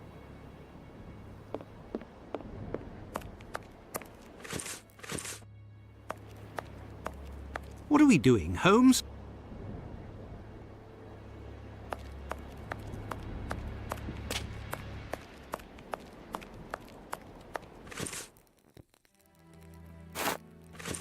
This wheel is in good shape, but it is impossible to remove it. The pin holding it is stuck. This wheel is in good shape, but it is impossible to remove it. The pin holding it is stuck.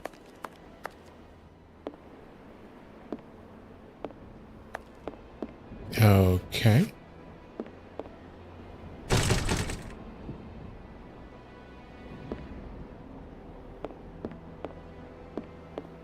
I'm just gonna take that as a door glitch. I'm glad I walked through it.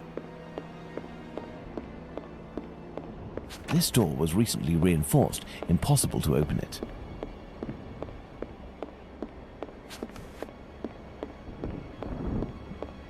Closed.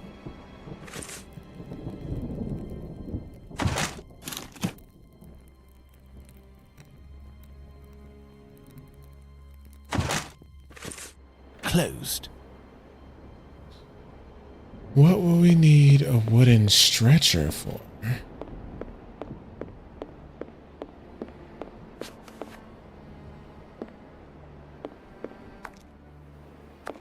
Given the layer of dust accumulated in the square.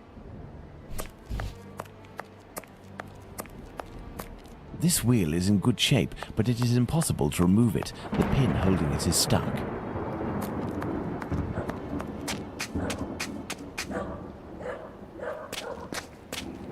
This trolley seems to be in good condition. No, I can't do that. A wooden stretcher, a metal stick, a poker.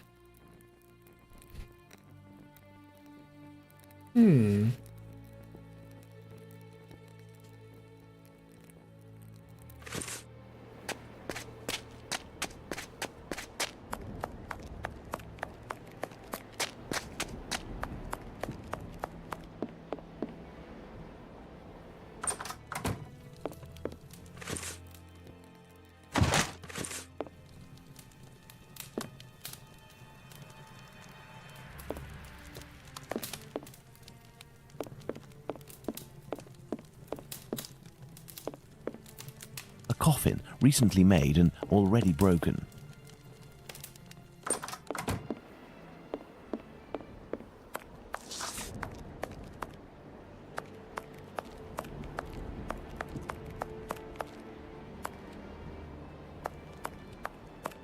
This wheel is in good shape, but it is impossible to remove it. The pin holding it is stuck. So there's a reason we're able to click on that. This wheel is in good shape.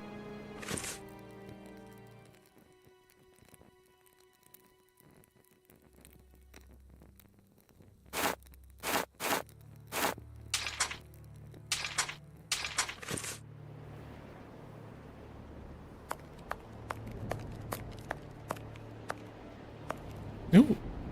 What do you think, Holmes?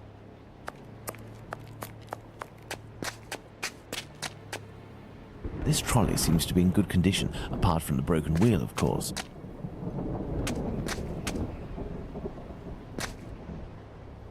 Okay, so we need to take that wheel off and put it on here.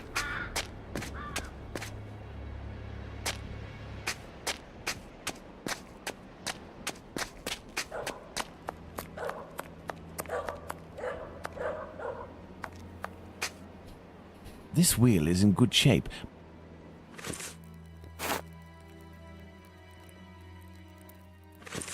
This wheel is in good shape. I'm trying to see. Okay, now it wants to open.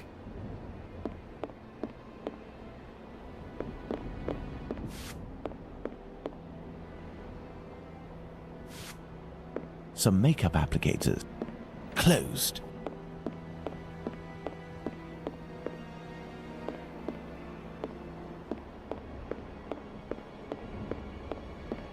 This door was recently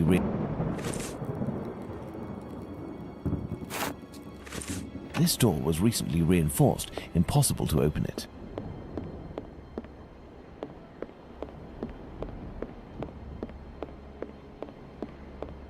Closed. Some makeup applicators.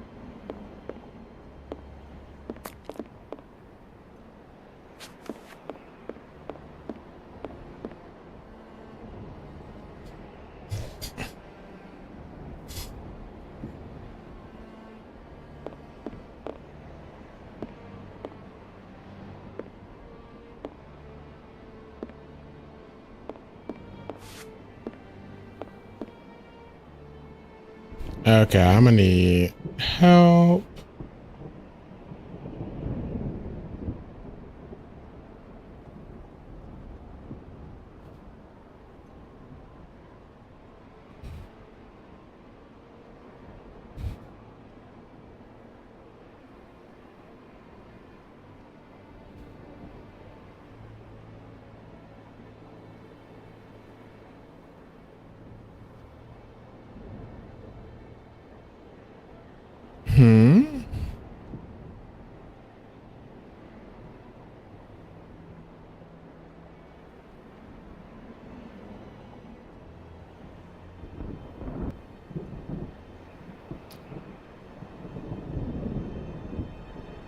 The metal stick.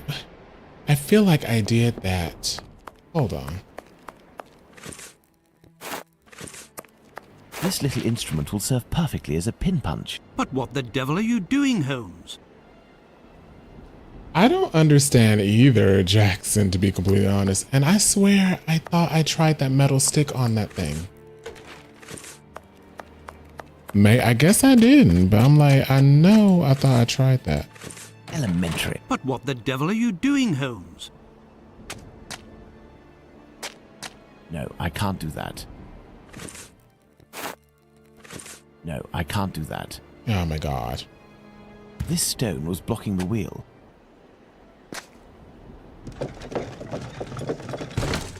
Excellent. Now, on to the next step. And what is that? What is the next step?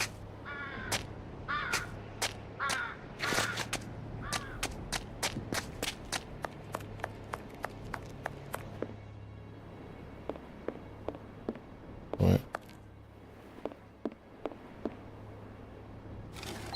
Okay, there we go. What was the next step?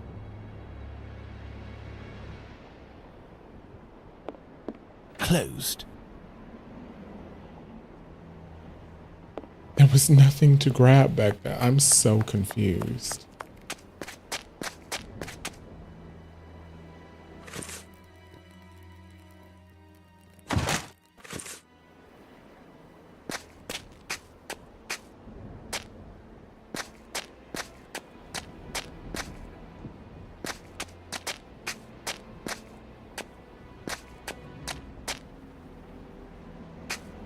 Watson, I'm gonna need you to stop being all about me, sir. I know I'm sexy.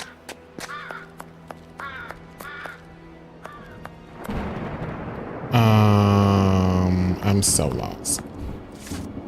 We did that. We did that. Oh, I wasn't gonna notice that.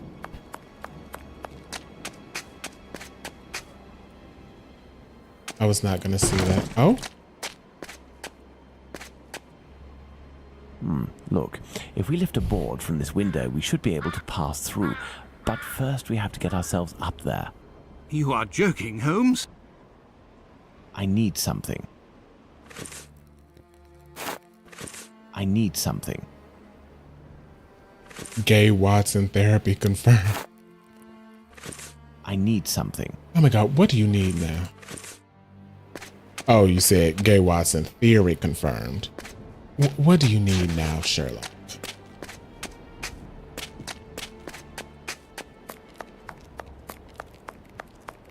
There's nothing else to pick up, Sherlock.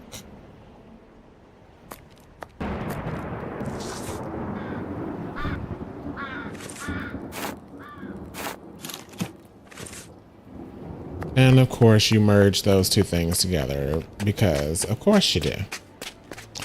Of course you do. I hope this ladder will support my weight.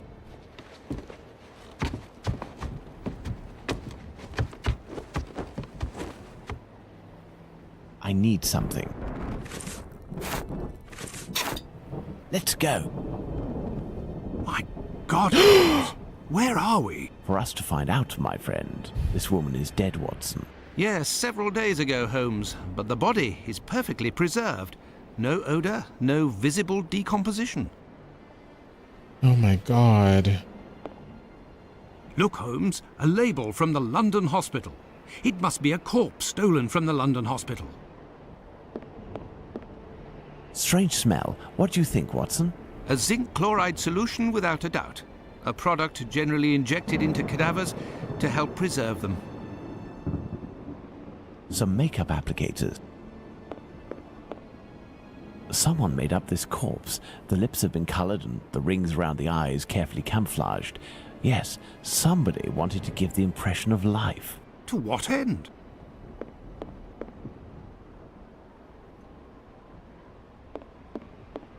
Look at this photo. It is inscribed Ethel Broome Street, 1851 to 1878. This young woman who died 10 years ago looks like the one stretched out on this table.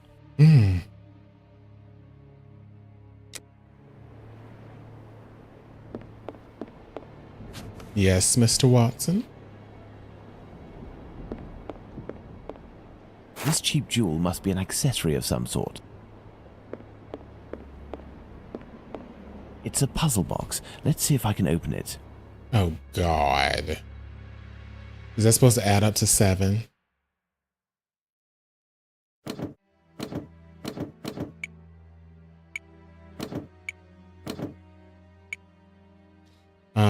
Four, 5, 6, no, 5, no. That's 1, 5, no. Nope.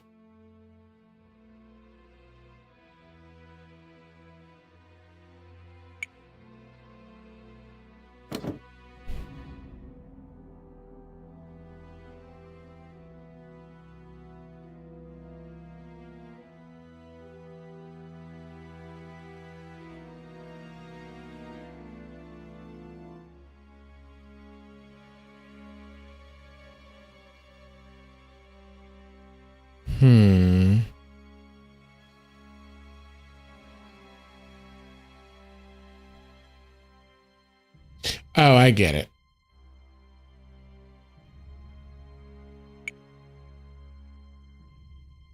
Four, 5, 6, 7. Third from left.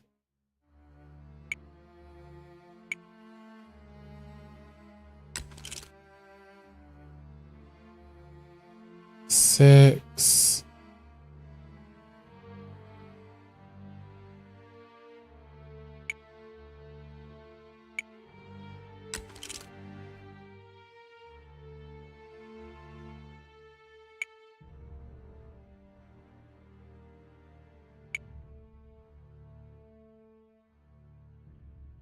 Oh, do we have? No, it doesn't have a reset one.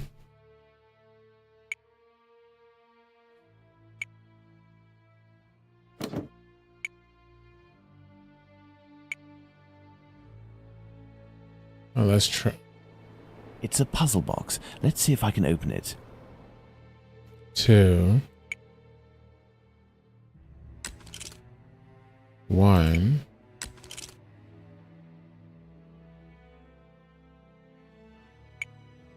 That's 9.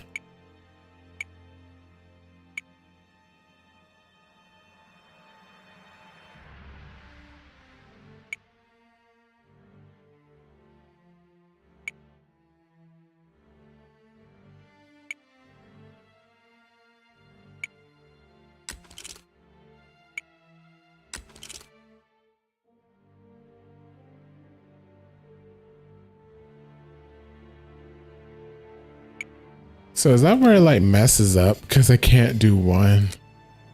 It's a puzzle box.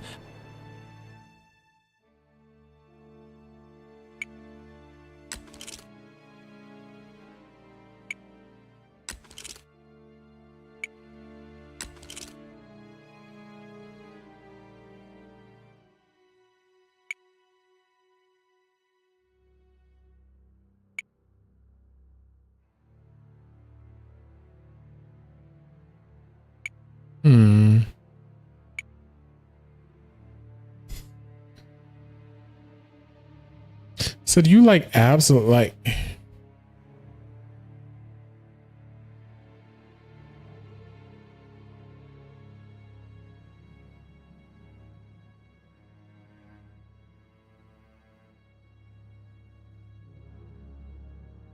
Is it random each time?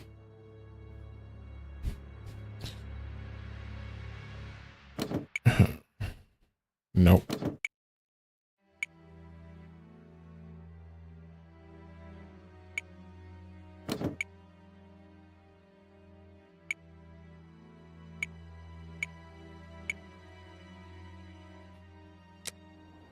It's a puzzle box. Let's see if I can open it. A thing of eyeballs.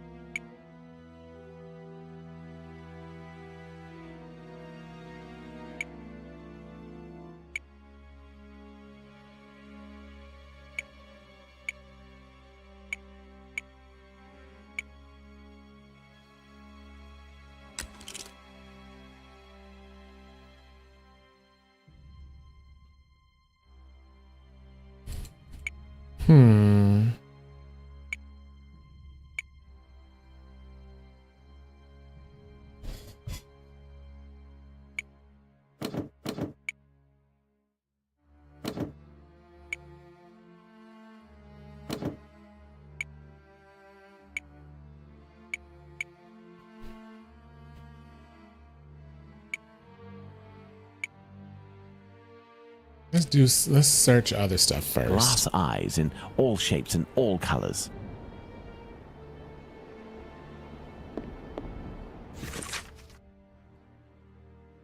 Prince Alexander Raskolnikov. Amusing. This may come in handy.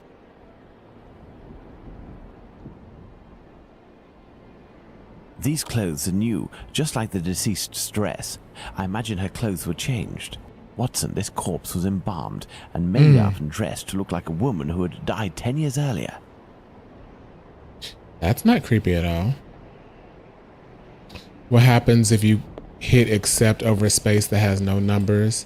I think it just Let's see if I denies it. Okay, so let's try it again.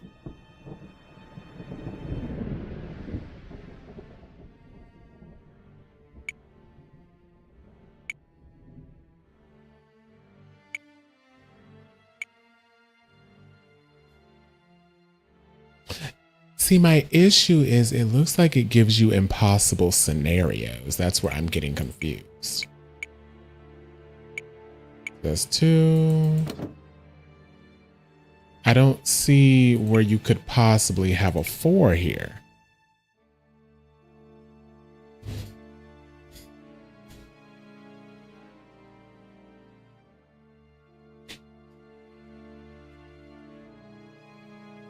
Because these are all that's too low.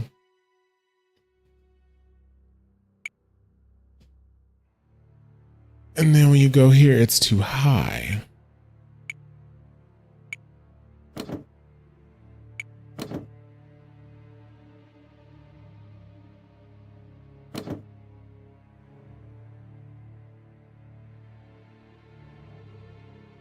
A digital root thing? What do you mean by that?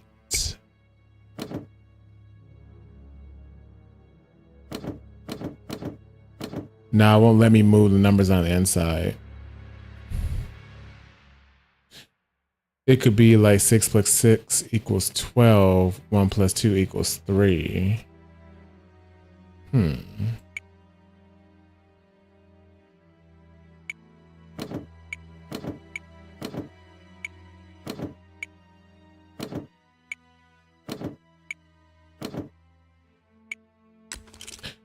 Okay. I guess you were right, Octobron. I don't even... hold on. So it was 7, 8, 9, 10, 11, 12, 13, 14. Oh, so the last number has to be the... Okay. Okay. We can do this. 6, 12, 13, 14,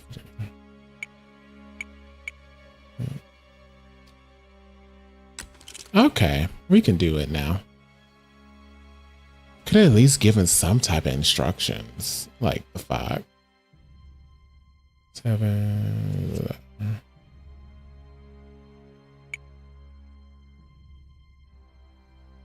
So it'd be 17. Nope.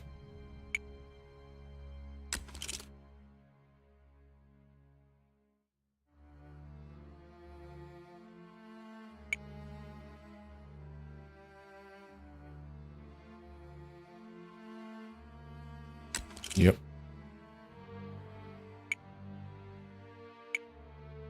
No, this is too low.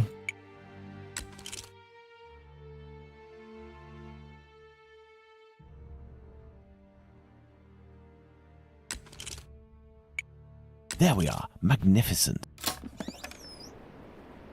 This square object is very unusual. Here in the information,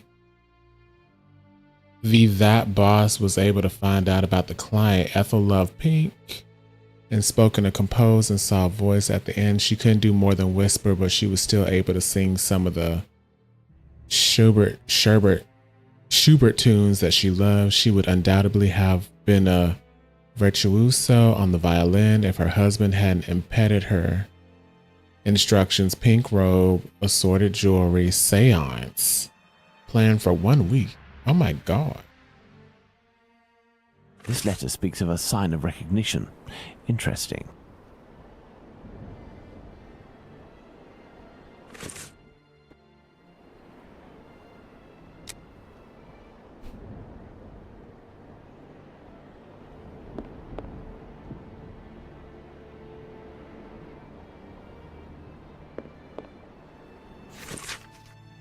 Souvenir of Liverpool. This old photo shows a young man dressed after the fashion of an employee in front of a shop. The man in the photo, taken in 1883, and the one on Prince Raskolnikov's leaflet are one and the same, and no more a prince or a Russian than you or I, Watson. All is clear, Watson. A charlatan passing himself as a prince, making the dead come back by using corpses as puppets. Oh my God. Which explains the disappearance of corpses at the London hospital. It was to fuel this sordid entertainment.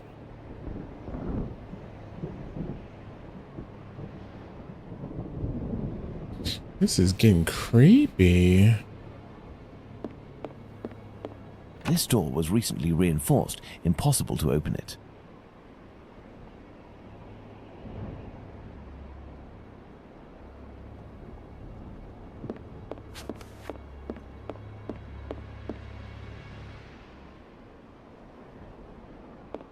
Holmes, I hear a cab stopping in the courtyard. Someone's coming. It is probably the dealers, Watson, but instead of running, what if we were to meet them, if we managed to win their trust? You are joking, Holmes? I'm missing some information.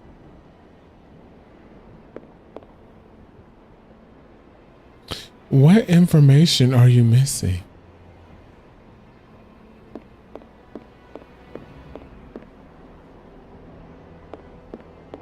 This door was recently reinforced. Someone made up this corpse. To what end? Some makeup applicators.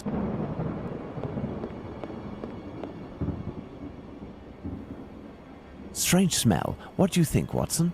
A zinc chloride solution without a doubt. A product generally injected into cadavers to help preserve them. Look, Holmes, a label from the London... Oh, no, he means he needs something to... I'm missing some information. Oh, no.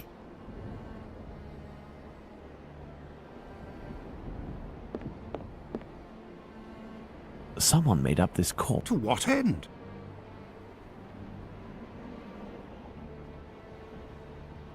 I don't see anything else to click on.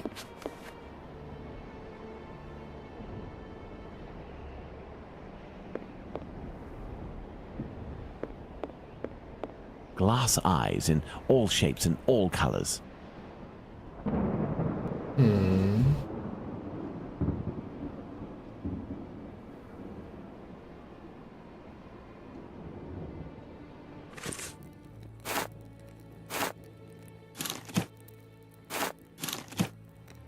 Interesting.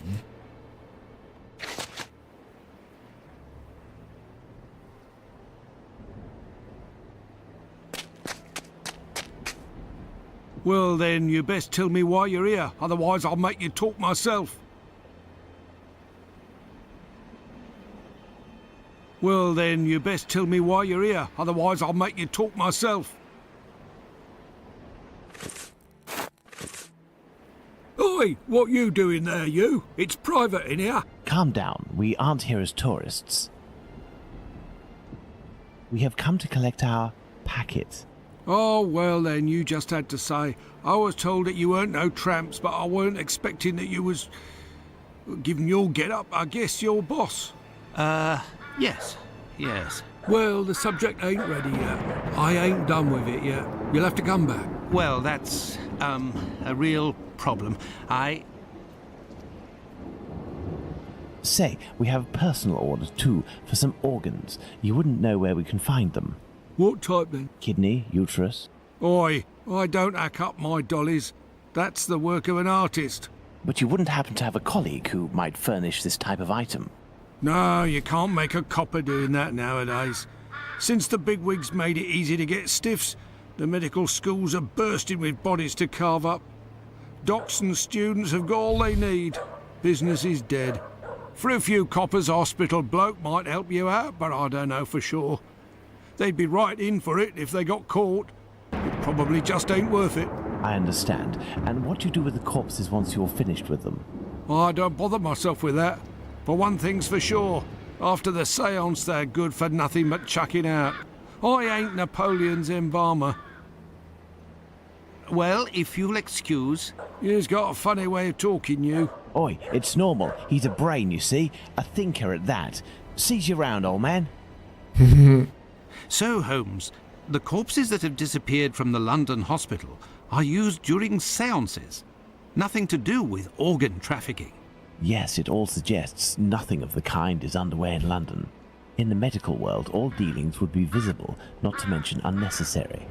The crook we met confirmed this viewpoint. It's hard to imagine, therefore, that our Whitechapel killer perpetrated these massacres with the goal of selling the organs.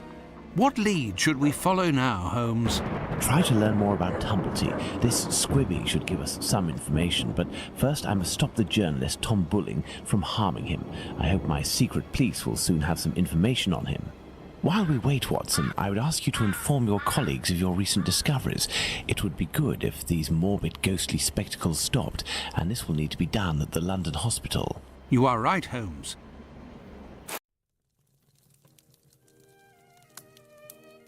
Another false lead followed by the police, Holmes?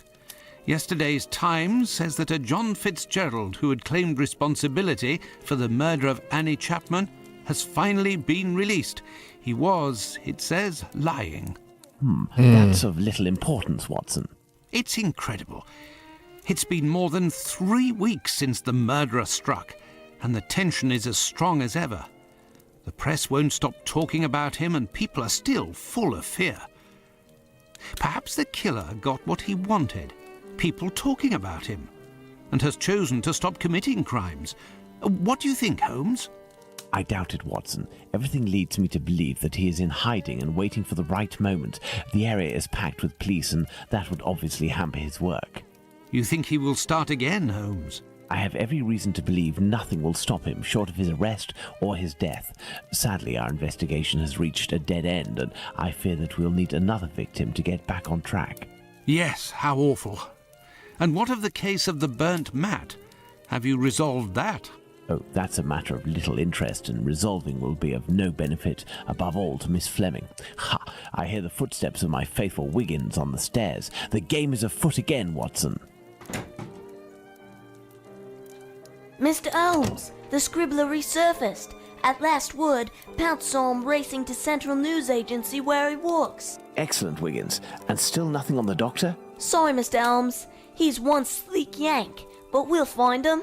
Good work. Here's something for you. I must leave you, Watson. If I can get my hands on this bulling, I will have much more interesting news on the bothersome Tumblety. I have only to change. If you can, Watson, I entreat you to stay here and await my word. We may not be more than two when the time to act comes. You can count on me, Holmes.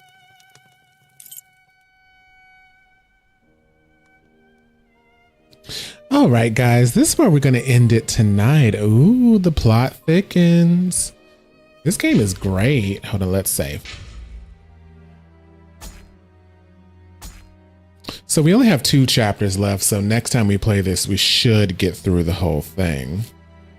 But, yeah, I wasn't sure how I was going to feel about the Sherlock Holmes games. I hadn't heard really anything about them. So I was just kind of like, are they good? Are they bad? How are they? But this is pretty freaking good. I think it's the 3rd game in the series, but I wanted to start off with something that, you know, a little bit more of a punch to it. You get what I mean? I want to see what other games are in the franchise. I've heard the first 2 games are a lot more lighthearted than this one is. This is the first one where it's like, ooh. Thursday? What day? It probably will be Thursday because Thursday I'm off work Friday, so it probably will be Thursday.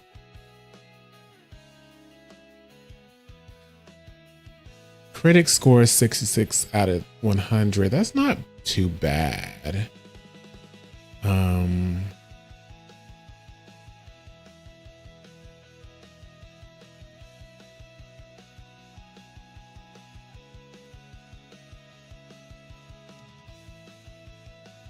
Let me type in, because I do want to see what the other games look like.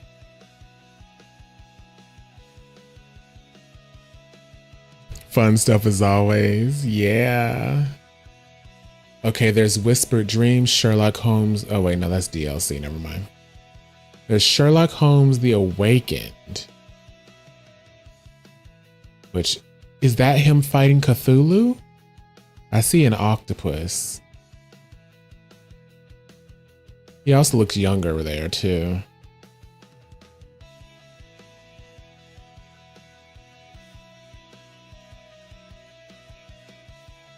Oh yeah, this gotta be one of the newer ones. Oh, I think I saw someone play this. This one was good.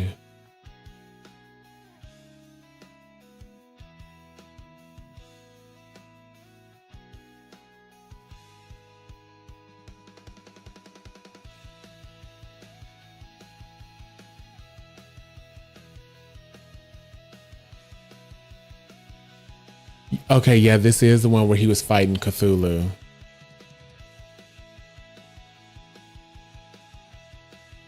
So there's Sherlock Holmes the Awakened, Sherlock Holmes Chapter 1.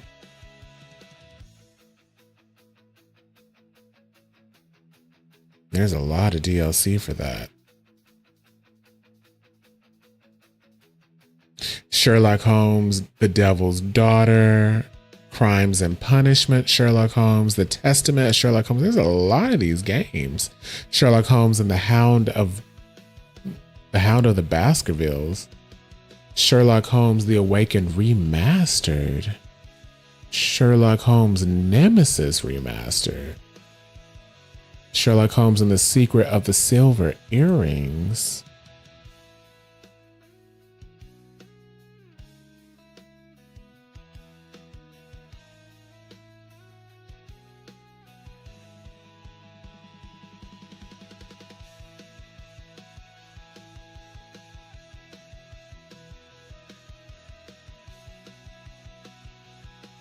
Oh, so The Awakened is a remake.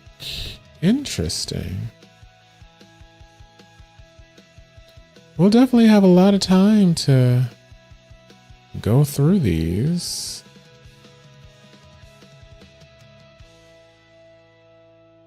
Because I'm really enjoying this one. What the hell is Sherlock Holmes Chapter 1? Like, that's got me real curious. They look all young and cute in that one. He got pouty lips and stuff. Mm-hmm.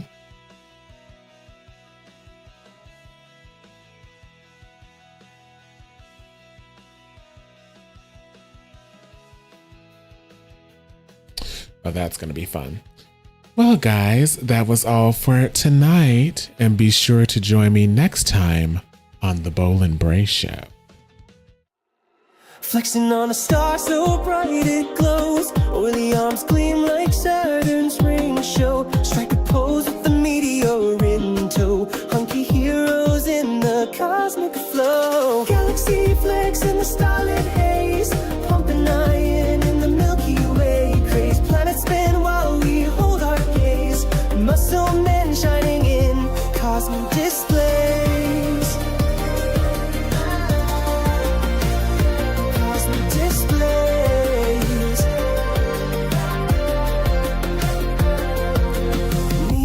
Bounce off the chiseled chest. Asteroids cheer, they know who's best. Comets trail behind in glittery zest. In the galaxy gym, there's no time to rest. Black holes spin, they can't resist.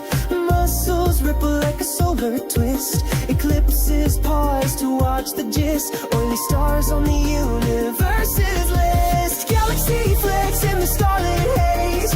Pumping iron in the Milky Way. Craze planets spin while we hold our gaze. Muscle men shining in cosmic displays. Cosmic displays.